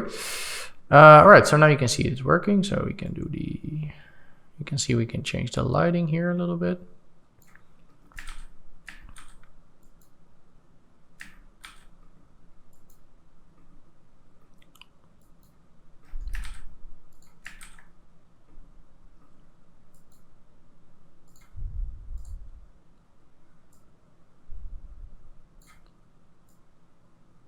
Could like make it a little bit bluish.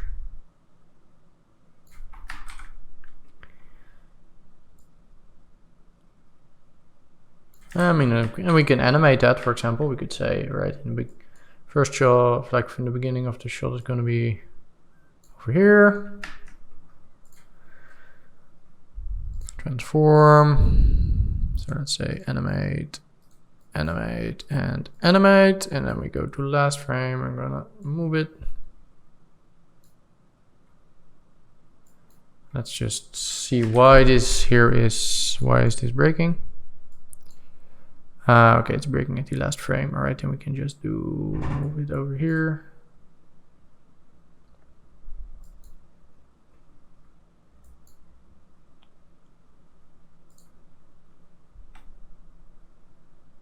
You can see this is getting a little bit slow. So this is why you want to start rendering out some proxies. We haven't done that yet because we're constantly adding on top of our stuff. So might make sense to start writing out a couple of proxies of effects that we're already pretty happy with before we start doing anything additionally, because this is gonna get pretty heavy, and I'm not sure what we are on with RAM usage. 50 gigabytes. So this can also get pretty heavy after a while.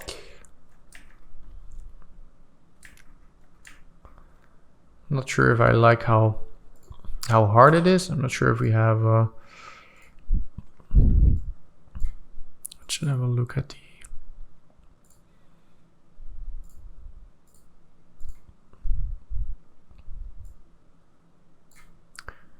Let's have a look at our.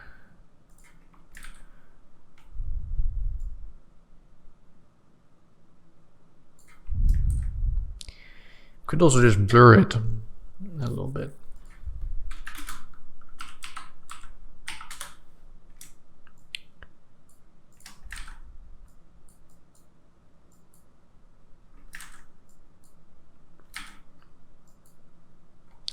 And we need to mask it then with the shoe. So we need our object mat. That's this one.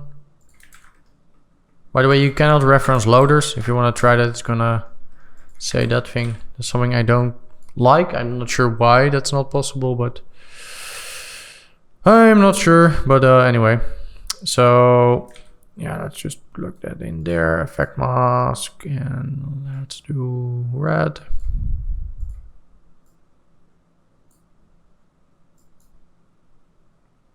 And we should, you know what? We should actually just blur it and then do Boolean and just add it, just mask it out.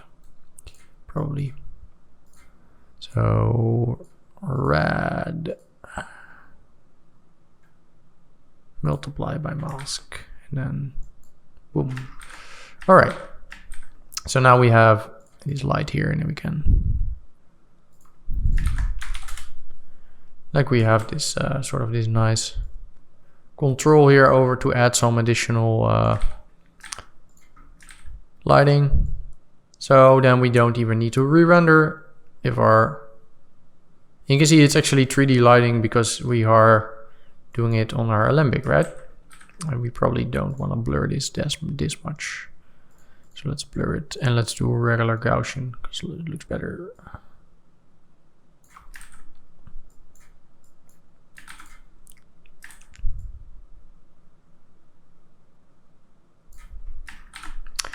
So yeah, we have some control now over some lights. Yeah, before we continue, maybe let's start writing out some proxy stuff of some stuff that we know that probably won't change too much. Or they might change, but at least then we can sort of be relatively quick at some composite stuff that we do, because if you're following along and you're now working on a 32 gigabyte RAM system or something, this is probably also, this might crash at some point.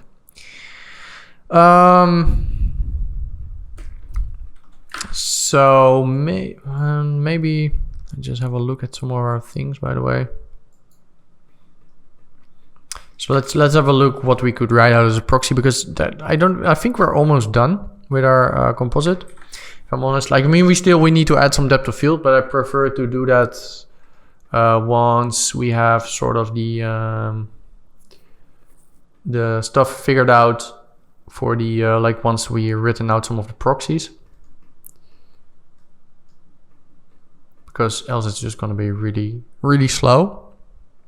We could maybe see already what it looks like. It would be cool. So let's maybe just grab our, before we do the proxy, let's just grab our Z depth. Or I guess we need to, because it never writes them out properly. So let's grab our, is this correct folder? No, that's not the correct. Yeah, like I mentioned, I moved some of this stuff over to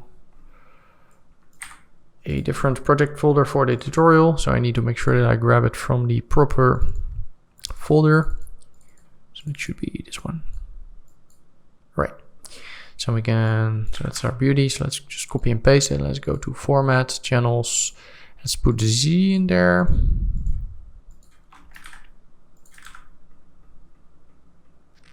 Let's move it over here to the right. Let's call it Z depth.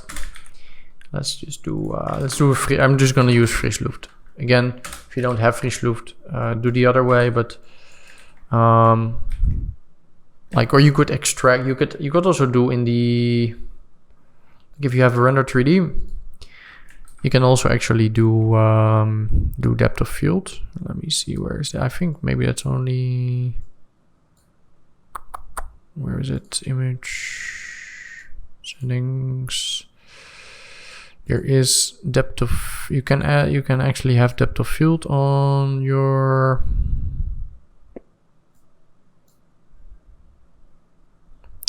On your render here, but for some reason I cannot.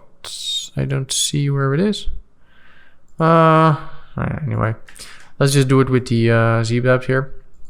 So this already looks pretty decent. So let's just plug this in. Let's focus on our thing.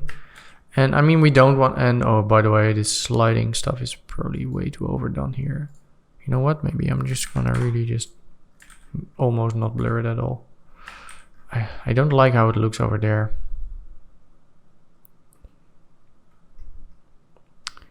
You know what? I think I'm gonna really gonna change the light here.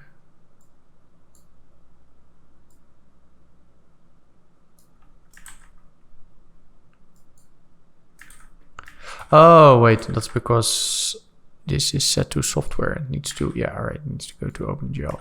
All right, so that's fixed. Let's go to first frame here. Let's do invert depth, auto range, radius, right?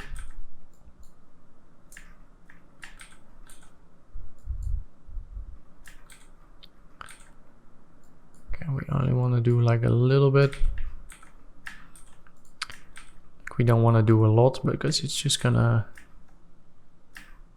We want it to be like somewhat sharp. It's actually still quite fast, if I'm honest. Maybe we don't even need to do the proxy.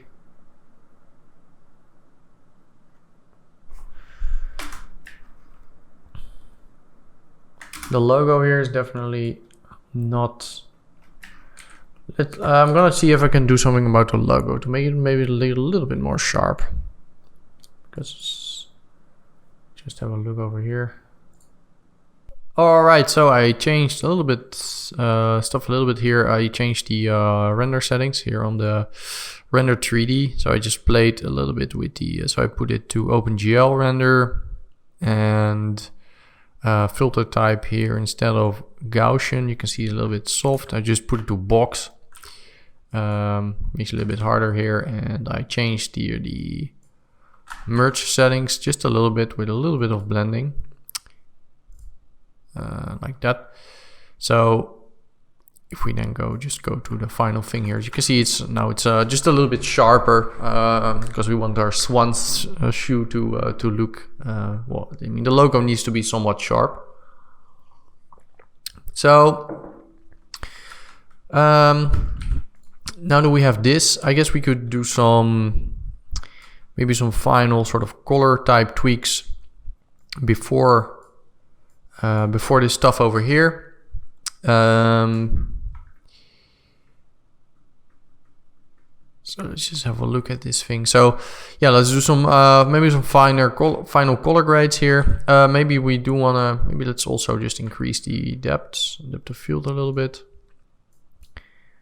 Oh, and maybe we need to fix this issue here that we have.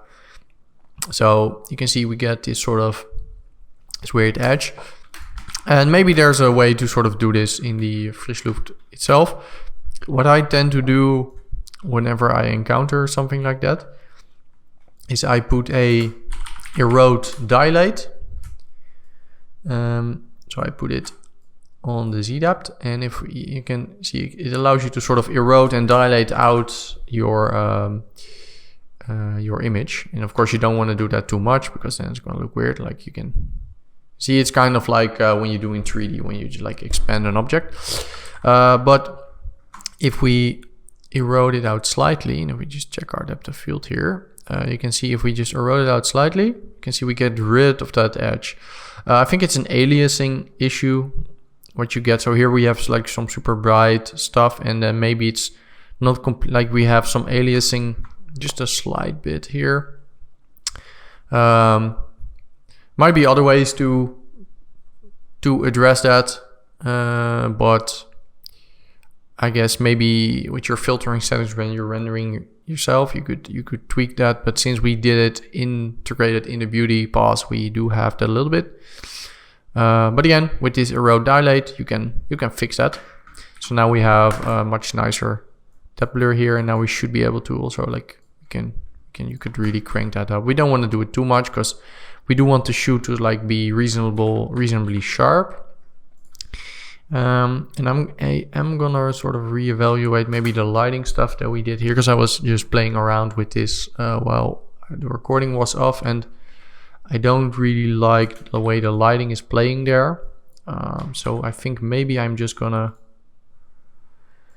let's see, this thing is, I think I'm gonna remove the entire translate group. I'm not gonna do any, I don't want to do any animation maybe. So let's just keep it at something that's roughly that we like. So something like this. So this seems reasonably okay. And again, I mean, you can always change this later, but maybe let's move the light a little bit.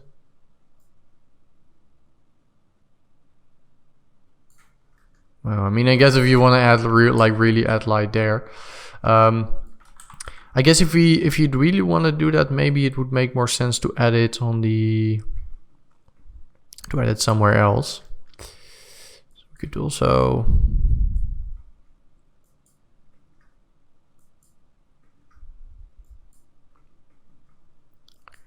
you could maybe add it in the, maybe it would make more sense, by the way, instead of doing it here as a color correction, let's try what it does if we merge that thing, that light here in the specular instead. So let me just grab this.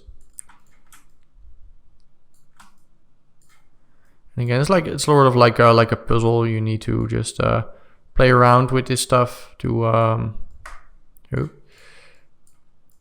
just see what you like, to just see what works, and eventually you'll develop some tricks.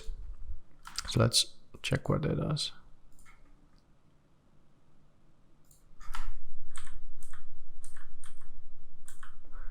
All right. Oh, and of course on the merge here we need to, because now we're completely replacing it, we need to, let's put it to screen so it adds it on top.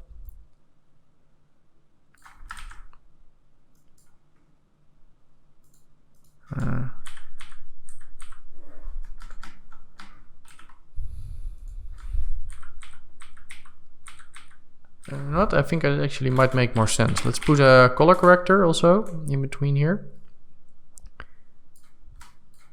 Then we can slightly tint it blue.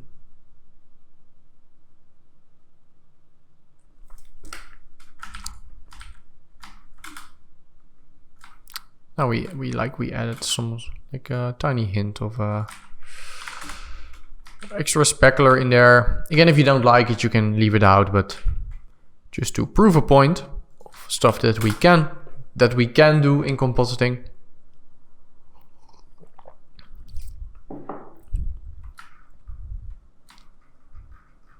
So I think this looks pretty decent.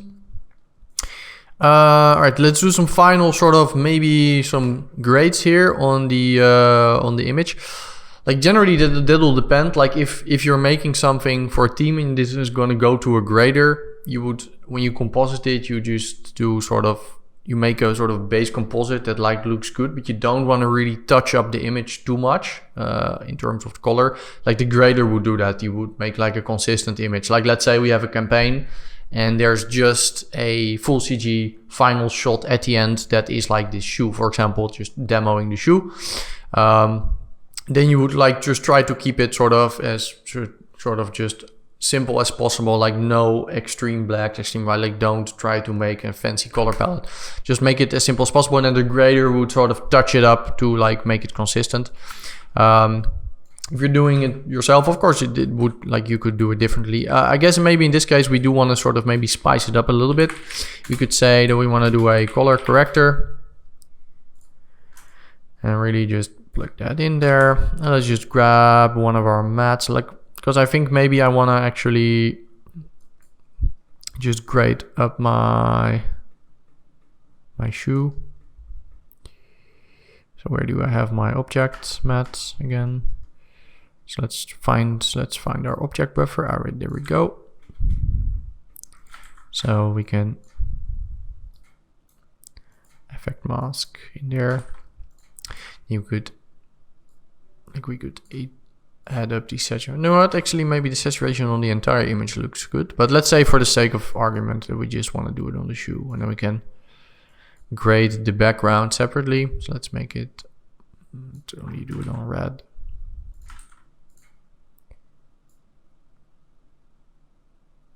Right.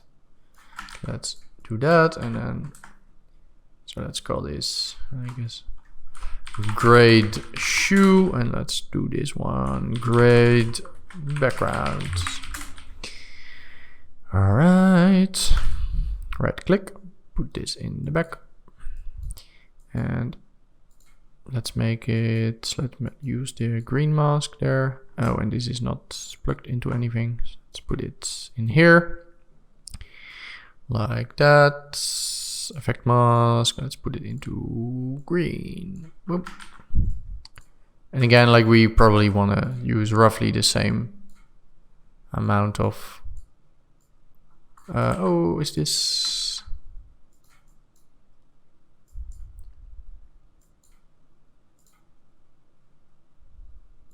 working? Why is it not? Oh, it was still set to, all right.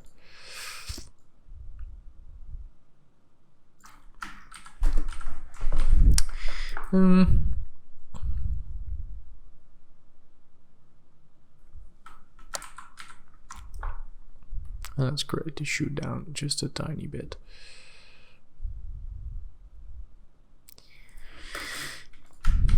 And then we have the entire image here with the depth of field, and that looks pretty good, if I'm honest. I think it's pretty it looks pretty decent. Maybe turn down the shoe a little bit, and maybe the extra highlight that we added is a little bit too extreme, so let's turn off the blending a little bit. So you can see we can really sort of do it like that. Yeah, so it's pretty good, and maybe this saturation is too extreme. All right, so pretty good shot. So let's discuss a couple of other things that I missed that I didn't use during this composite, but what is pretty good to know. And then after that, let's render this out as an actual image sequence. And then we can experiment by swapping out a couple of patterns, so you can see how easy it is to sort of swap out these patterns in composite and not having to do it in 3D, because again, this is just node based. We can swap everything out. Everything should be procedural. So first, one thing I do want to discuss is the cryptomatte we had, which we didn't end up using because we just used the puzzle matte, but I have cryptomatte here. Oh, and by the way, I need to rename this. Redshift automatically does it as .cryptomatte. I don't like that, so I'm just going to drag my files in here, and I'm going to remove the .cryptomatte. So just a free thing here. We can just rename it. So boom, right. So those are, and then we can, so a cryptomat essentially is kind of like a puzzle mat, but it can hold a ton of objects. So we set this thing up to hold all of our materials. You can set it to all of your objects or something custom. If I drag it in here, you can see the colors look really weird. But the colors here are irrelevant. What we need is in Reactor, we need to install a cryptomat plugin.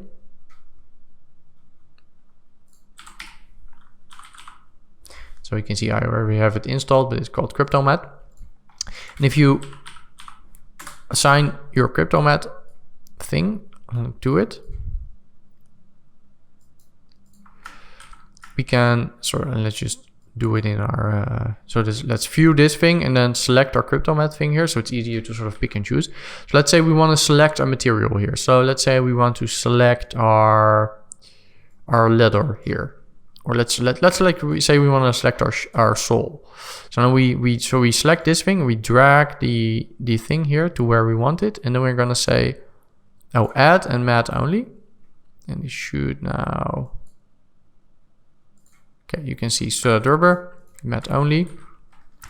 And now this should give us a mat, but it's not. Oh, right, there we go. You can see we get a mat. You can see this is super easy to sort of generate a, so I could do this in multiple, like I could say on the side. So let's add that thing. And it's not particularly fast. It used to be faster. Maybe it's the version in the Resolve over in the Fusion 70 build or something that's slow. So yeah, add it, you can do it. Let me just, all right, let's just clear it and let's add it.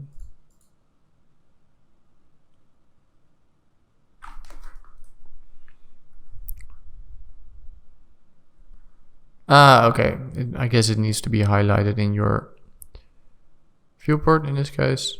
So let's just, okay, now you can see now that I have it here. So you can see I can move this thing around and I can add it to the mat list. And you can see now I'm going to generate mats from these materials. And I'm going to say mat only. You can see now I get a mat that I can use. So if let me just turn off the thing in the right. So you can see I can now play this. And I have a mat extracted. And you can say, so this is cryptomat. This saves all of my materials. And you can see that it can be super useful to extract things. The one thing that is with this thing, you can see it's a bit slow. But the main thing is that it's a little bit buggy. Maybe that's fixed with this implementation of the plugin. But what I generally, because if you have a large comp with a lot of these cryptomats, what I found is that sometimes these things will just, like the mats will reset and just jump around. So what I like to do, and it's something that I kind of wanted to discuss, like saving out proxies. And since we don't really need to save out any proxy in here in our comp, let's just do it on this thing just as a demo. So we can do is just create a saver. So a saver will save out your stuff. So let's put it to $job, which again was our Fusion bars, our thing here. And let's make a folder called proxy. And let's make maybe a folder called, instead of proxy, let's call it mats.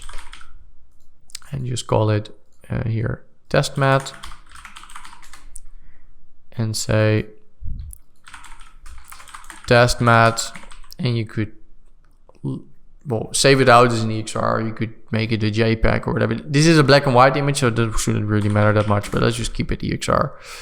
All right, so in this case, you could press render. So render would put up the render dialog. So let's just say that we want to do this frame range, start render, and then it's gonna run through it. So I'm gonna be right back when this is done, and then we have a cached out mat. All right, so that saved out. So we can, like, if we now load it back in, we have a mat here that you could plug into anything. So it's just something I wanted to show you, that because cryptomats are super useful. We just didn't end up using them in this case, but they can be super useful. But just make sure to write them out like this, because they are just they can be a little bit unstable. So just so you know, All right. Now let's set up some savers. And let's say we want to make what before we, by the way, set up the savers. Let's make a couple of variations of our actual shot. That might be cool. So let's maybe find some other patterns that we can use to sort of swap out. Let's say we want to create 3 variations of this thing. That might be probably pretty typical to have like 3 variations. So let's search for 2 other patterns that we can use. So a pattern from the shoe and something on the background. So here I have Flickr again. So let's just save out some patterns that we might think are cool. Or you could design your own, but I'm just gonna grab some here. So let's say, all right, which one is cool? I mean, there's so many cool patterns. Maybe this one looks pretty cool actually. It seems to be a picture, but I mean it should be fine. Okay, I'm not gonna use I'm not sure if I'm gonna get I don't want to use anything that has the non-commercial stuff in there. Let's do, because I'm not sure if the YouTube stuff counts. These are free videos, but I don't want to sort of always make sure to check these rights, especially if you're doing commercial work. But even with stuff like YouTube or whatever, just make sure that you don't sort of infringe on any copyrighted stuff, because you can get in trouble. All right, let's find another cool pattern. Which ones do you guys like? I guess there's not a live stream, so I'm just talking to myself. Here's strawberries. Maybe this one is cool. All right, let's just grab this one. Sunrise reserved, but I guess what does that mean? What is the thing? Share alike if you remix, transform, build upon under the same license as the original. Attribution appropriate credit. Well, I mean that's fine. Here's the credit. Jose Gomez. And again, these videos are free, so it should be fine. All right, I can download this.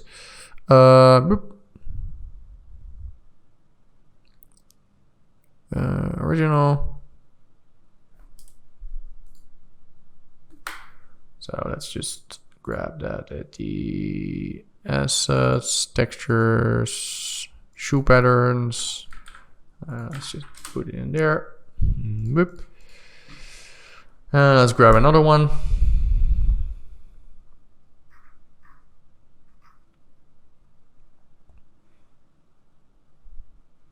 Maybe this one here with the, maybe not. So another one, let's do, hey, this one is pretty cool, zigzag. Right, let's download. Credits to Rusty Clark. Let's do, we don't need it to be that big. We can just do this thing. It seems to be pictures, so it's a little bit distorted. It's just maybe not ideal, but let's just save another one.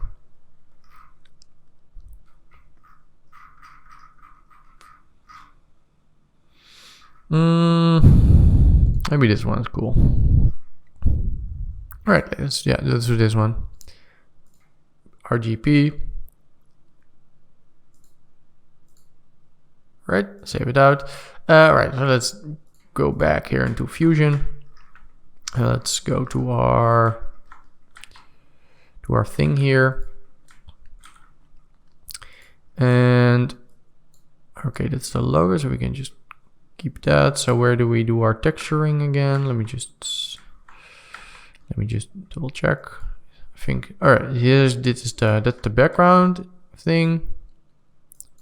All right, here we do that texture, and we plug in the texture on here. All right, so let's just grab our things. All right, so that one is cool, and let's do the, all right, and we have this thing. So we could do like a switcher in between here. So it's the original. Let's do the switch thing. Switch views. Plug that in there. Let's do this thing and this thing. Right, so now we should be able to go to here. So that's the diffuse, and then we can switch to a different pattern. As you can see, now we have a different pattern here. So 3 different patterns of shoes. So let's do also one on the background here. So we have the background. I guess maybe with this thing, I guess I kind of want to keep these lines because those are nice and consistent. But maybe I want to do some like maybe I want to do color correcting.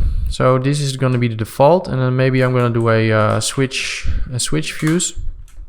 So and then I'm going to switch to versions that are color corrected.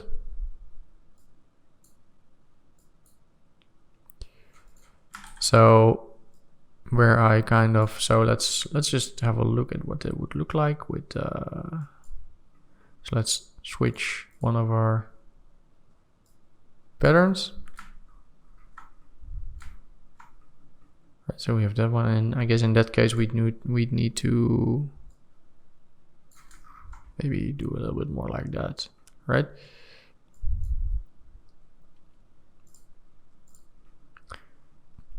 So you would probably in this case also just let's also maybe change the merge there. That might also make sense. Then with a switch. So right, let's do merge. So let's have another merge here as well. So let's say that we want to merge this thing, and then we have the. So let's do switch views. Let's put it to 2. All right, then we get that thing. But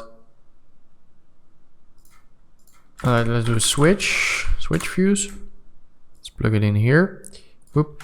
And the second one's going to be that one. Whoop. And then that's going to go in there. And then on this thing, we don't want to do.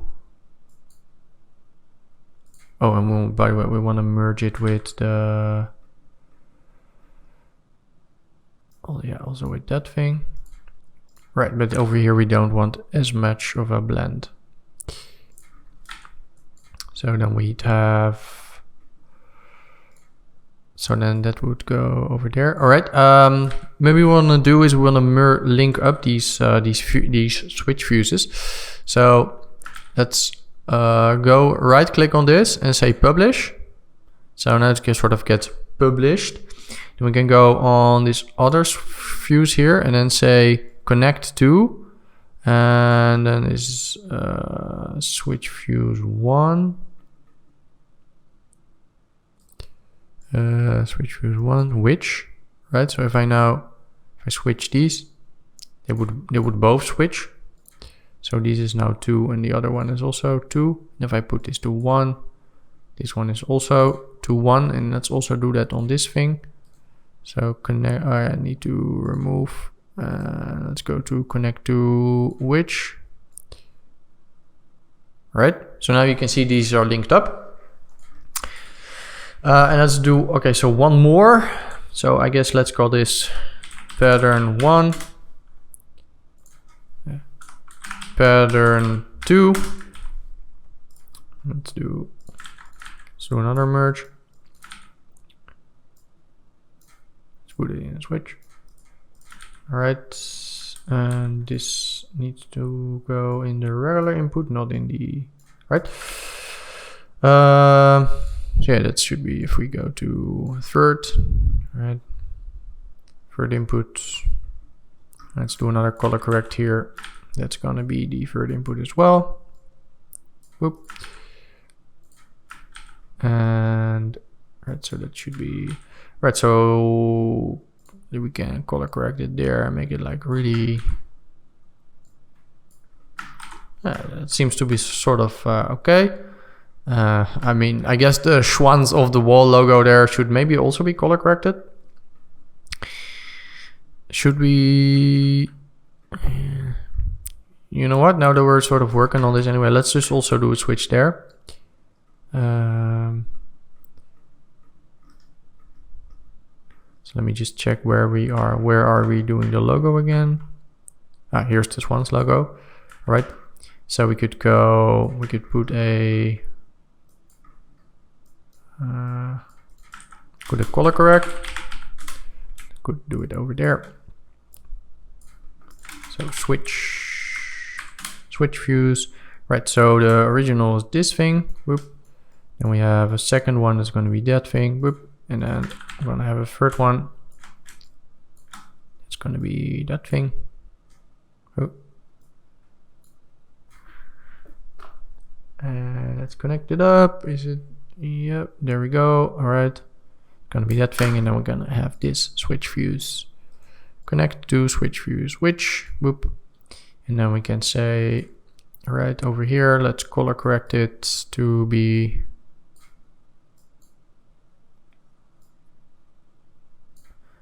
like roughly the same color. You can link up parameters. We could link up the color correct stuff as well. Okay, this doesn't seem to.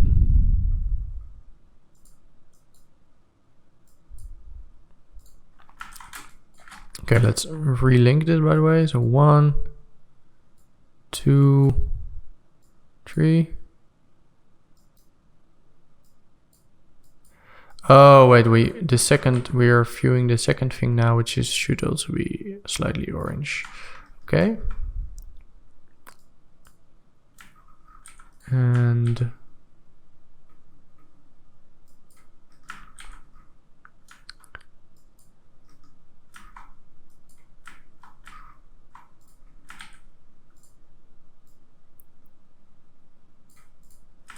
that is weird.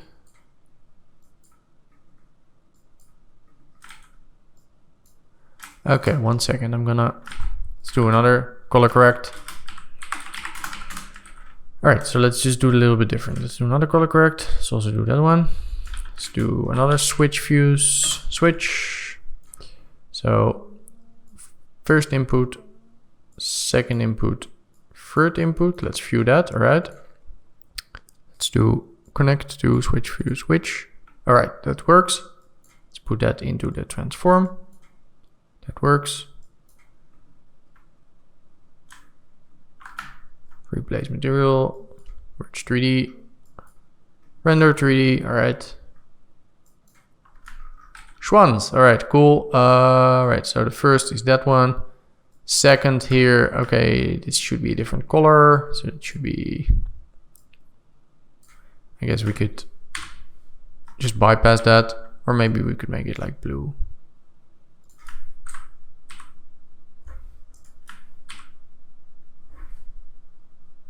Like which color do we want it? Like what is a good color for this design? Maybe like blue. All right, something like that.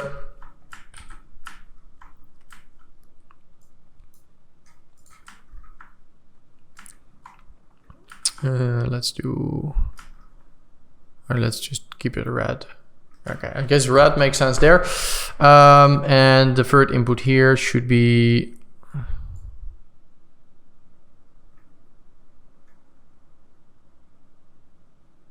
just check it over here.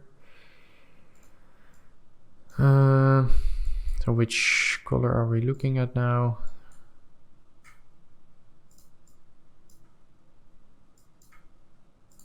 So first input is going to be blue. Second is going to be that one. And all right, so that one should be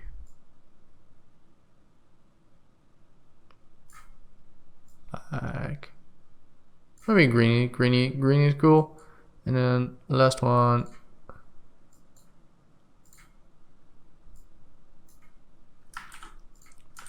it's going to be orange. Okay, so let's just try. All right, cool. Now we have 3 designs. Let's go to the final output here. And I guess maybe the background shouldn't be so saturated in the render. All right, so now we have our 3 outputs. Now let's say we want to do our final output. So we have our 3 shoes. And let's, by the way, make sure that we keyframe the focus point, and let's make the depth of field a little bit less extreme. Let's keyframe the focus distance so we know that we can. So if you right click animate, you can select focal. You can select the focal distance. Let's go to first frame. First frame should be here, and then last frame. Let's wait for it to cook. All right, last frame should still be there. All right, so now at least the logo is at least somewhat crisp.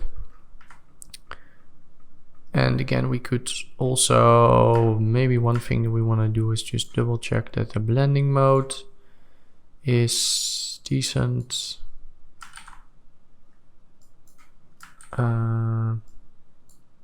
Pattern. Oh yeah, we want to change the blending mode here a little bit, so it's a little bit less.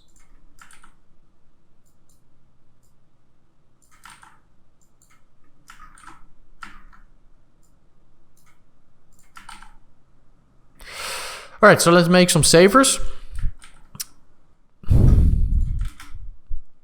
So let's just do a saver, and let's go up a level. Let's go to our $root.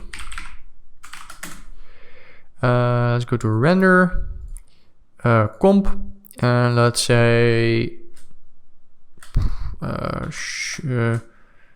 shoe comp or whatever, or maybe let's delete that one. Let's just call them. Let's call it here pattern 1, pattern 1.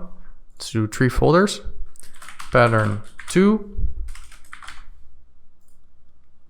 And pattern 3. So let's first do pattern 1, and let's just call it V001, because okay, maybe we want to change something. So let's say it kind of depends on what you want to do. So let's say that this is going to be our final output. Like normally, if you were to put this, like let's say to a grader or whatever, you'd want to keep your open color IO profile. And you want to keep it linear, EXR, stuff like that. In this case, what I'm going to do is I am going to just say that this is our final output, and let's just write it out as PNGs, so we can put it in Premiere, because Premiere doesn't like to work with ACEs and stuff. So let's put it as just integer colors, PNGs, and bake in our open color IO thing to a sRGB format.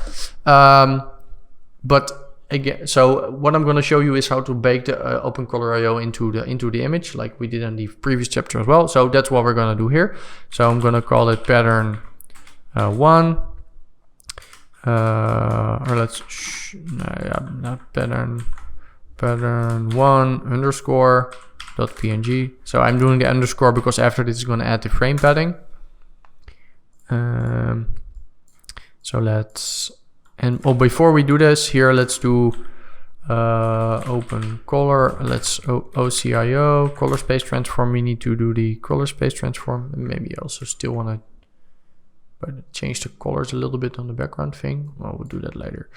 So from ACES CG to output sRGB.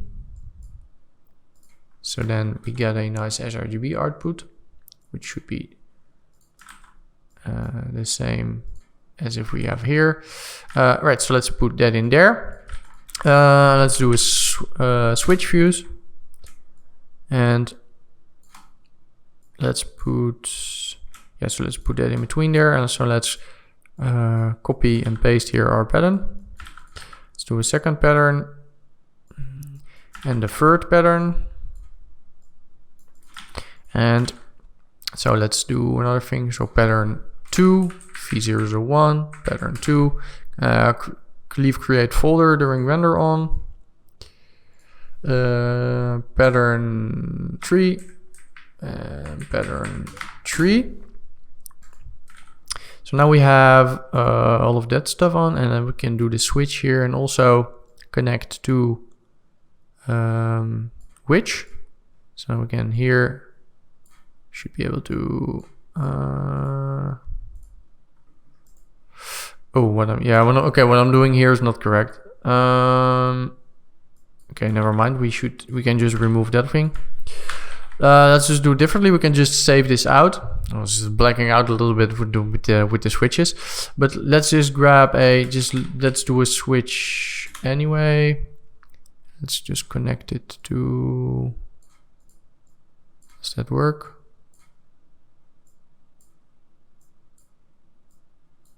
Right. Yeah. So now it's connected and has 3 inputs. So I just have an easy sort of version selector. That's kind of what I wanted to do. So this is going to be my version selector. I'm just plugging 3 in so I get at least three of these things. So let's do a final check on our sort of colors. So this one looks good. Second one.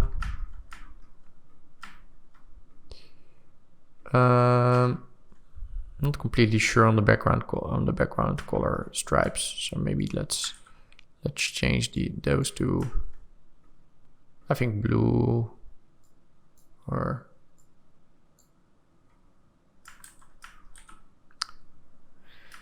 I'm not sure, man. I mean, there's so many colors like on the pattern. It's difficult to find one that's like looks nice. But again, we could do it. I think the blue here looks cool. All right. Let's do the last one.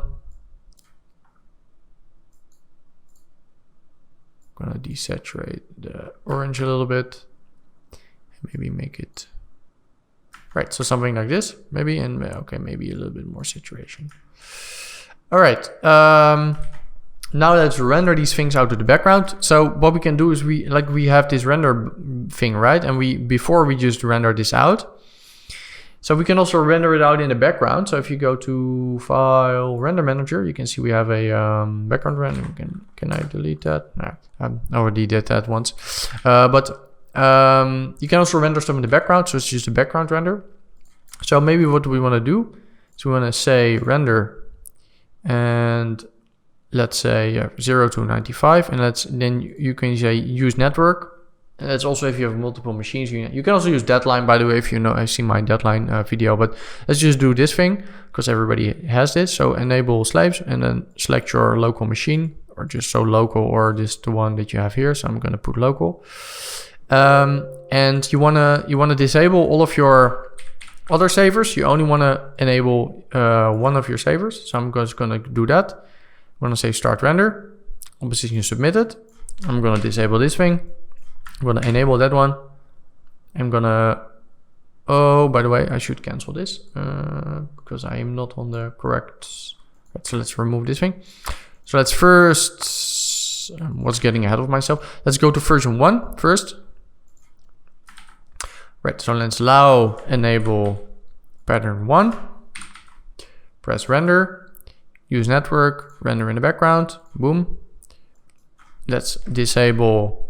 So with Control P disable, let's go version selector, put version 2, enable version 2. Let's wait for this to cook so we can actually, is this working? Why is it not? Let's go to render manager. Let's pause comps for now. Right, so let's go to 2. So this is now set to 2, so it's fine. Let's render, start render. And then do the last one.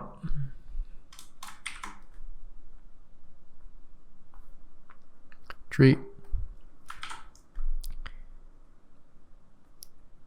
And yeah, now it's rendering the background, so it's getting a little bit slow, right? Render. Maybe just pause the other one as well. Pause. Render. And Start render, submit it, right. We can resume these, and then I'm gonna be back when this is finished rendering. All right, so I have the renders are finished. I've also thrown them through Media Encoder to just create some MP4s, so it's just a little bit easier to just watch them. So let's just have a look. Let me move them from the. So let me play this and put it to looping. So yeah, this is number 1. So very, very lovely Schwanz of the Wall shoe. To the other one. So here's our second one.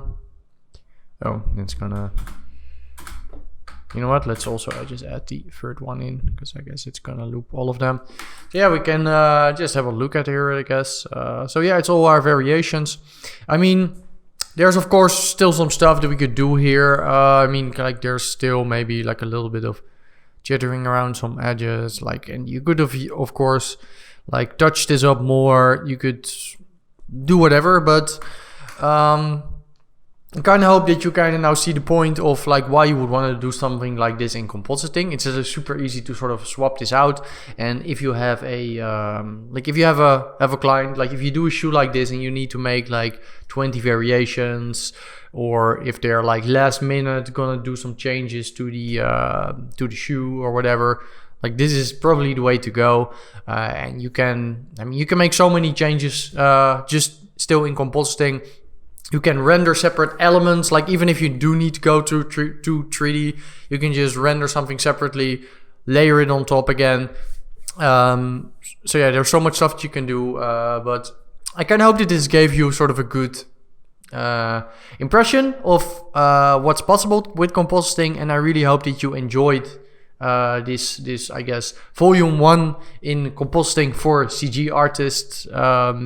So yeah, I really hope you enjoyed. Again, if you want to try this out for yourself with the source files, if you haven't already, those are available with the link in the description. That also helps me out on the channel, because of course if people buy my stuff or support me on Patreon, that allows me to also make these free videos. So for everybody that has been supporting on Patreon or has been buying my Gumroad stuff, thanks a lot. One more thing, by the way, that I almost forgot to record. I kind of noticed that we didn't do any denoising here, even though there's not that much noise. I think it might be interesting to also include maybe some of that.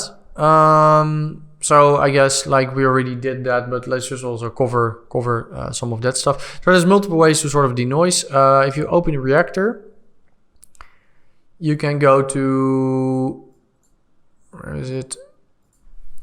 Open image. So into open image denoiser, is this one. So this only works on Fusion 16 and up. So if you're on Fusion 9, it doesn't work. So that's it's a pretty nice denoiser. We can move it over here, and so if we just type noise here into open image denoiser, we can just plug it in here, and it will take a couple of things in order to make it work better, because it already works pretty decent. Like if we, at least if we turn on HDR, let's just go that. So it already do by itself a pretty decent job of sort of cleaning it up. So you can see a little bit noise there, now a little bit less noise. If you want to make it better, you can grab the normal and the diffuse. So let's grab normal and let's grab our diffuse. And like I didn't grab the diffuse. So put the normal in the normal, and then let's actually grab the diffuse here. Is this the...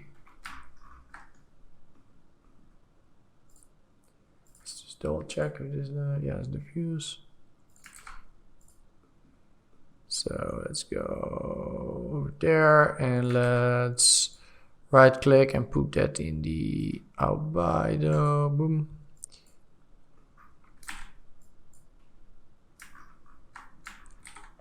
So then it's going to use the normal information and the albedo information to denoise it. So I guess we could have a look at what the difference would be. So you can see this is without that information, and this is with the information. So you can see it cleans it up quite a bit more.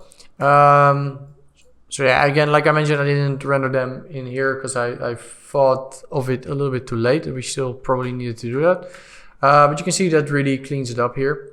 So other things is you could actually also go through certain passes to like denoise them separately. Like I could also just grab the denoiser here and, for example, just denoise the GI, because it might, for example, mean that the GI might have a lot of noise. So I could go put in here, put it in albedo. You can see this would clean up the GI because that was the main culprit, I think, aside from maybe also the reflection here. So I could also just say that I wanna denoise maybe those passes separately. So maybe let's just drag these from here to there. Normal, albedo. So I have to say that this is quite slow, but so it's gonna make your final renders a lot slower. So, and I guess then over here it's doing it again on the whole thing, but I guess we could just remove it over there. So yeah, it would depend. Like I guess it would in this case may just make more sense to maybe just do it on the full thing. But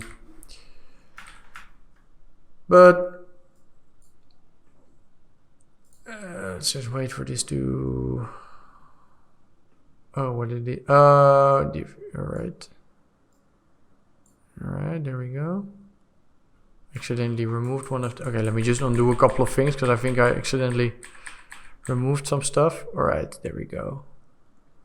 Right, so yeah, that's also how you can, I'm not gonna do render again because you kind of get the point. Well, I guess I might do it when I make the edit one, then I will probably want the denoise one. So yeah, that's just another thing that I still wanted to put in there. So anyway, I really hope you enjoyed this this series. Again, if you watched it and you want to try with the actual source files are available in the description. But anyway, thanks for watching. I hope you learned a lot. Let me know if you want to see more of this stuff. If you wanna if you want to see a volume 2 of this compositing for 3D artists, yeah, hopefully I'll see you in another video. So thanks for watching and see you next time. Peace.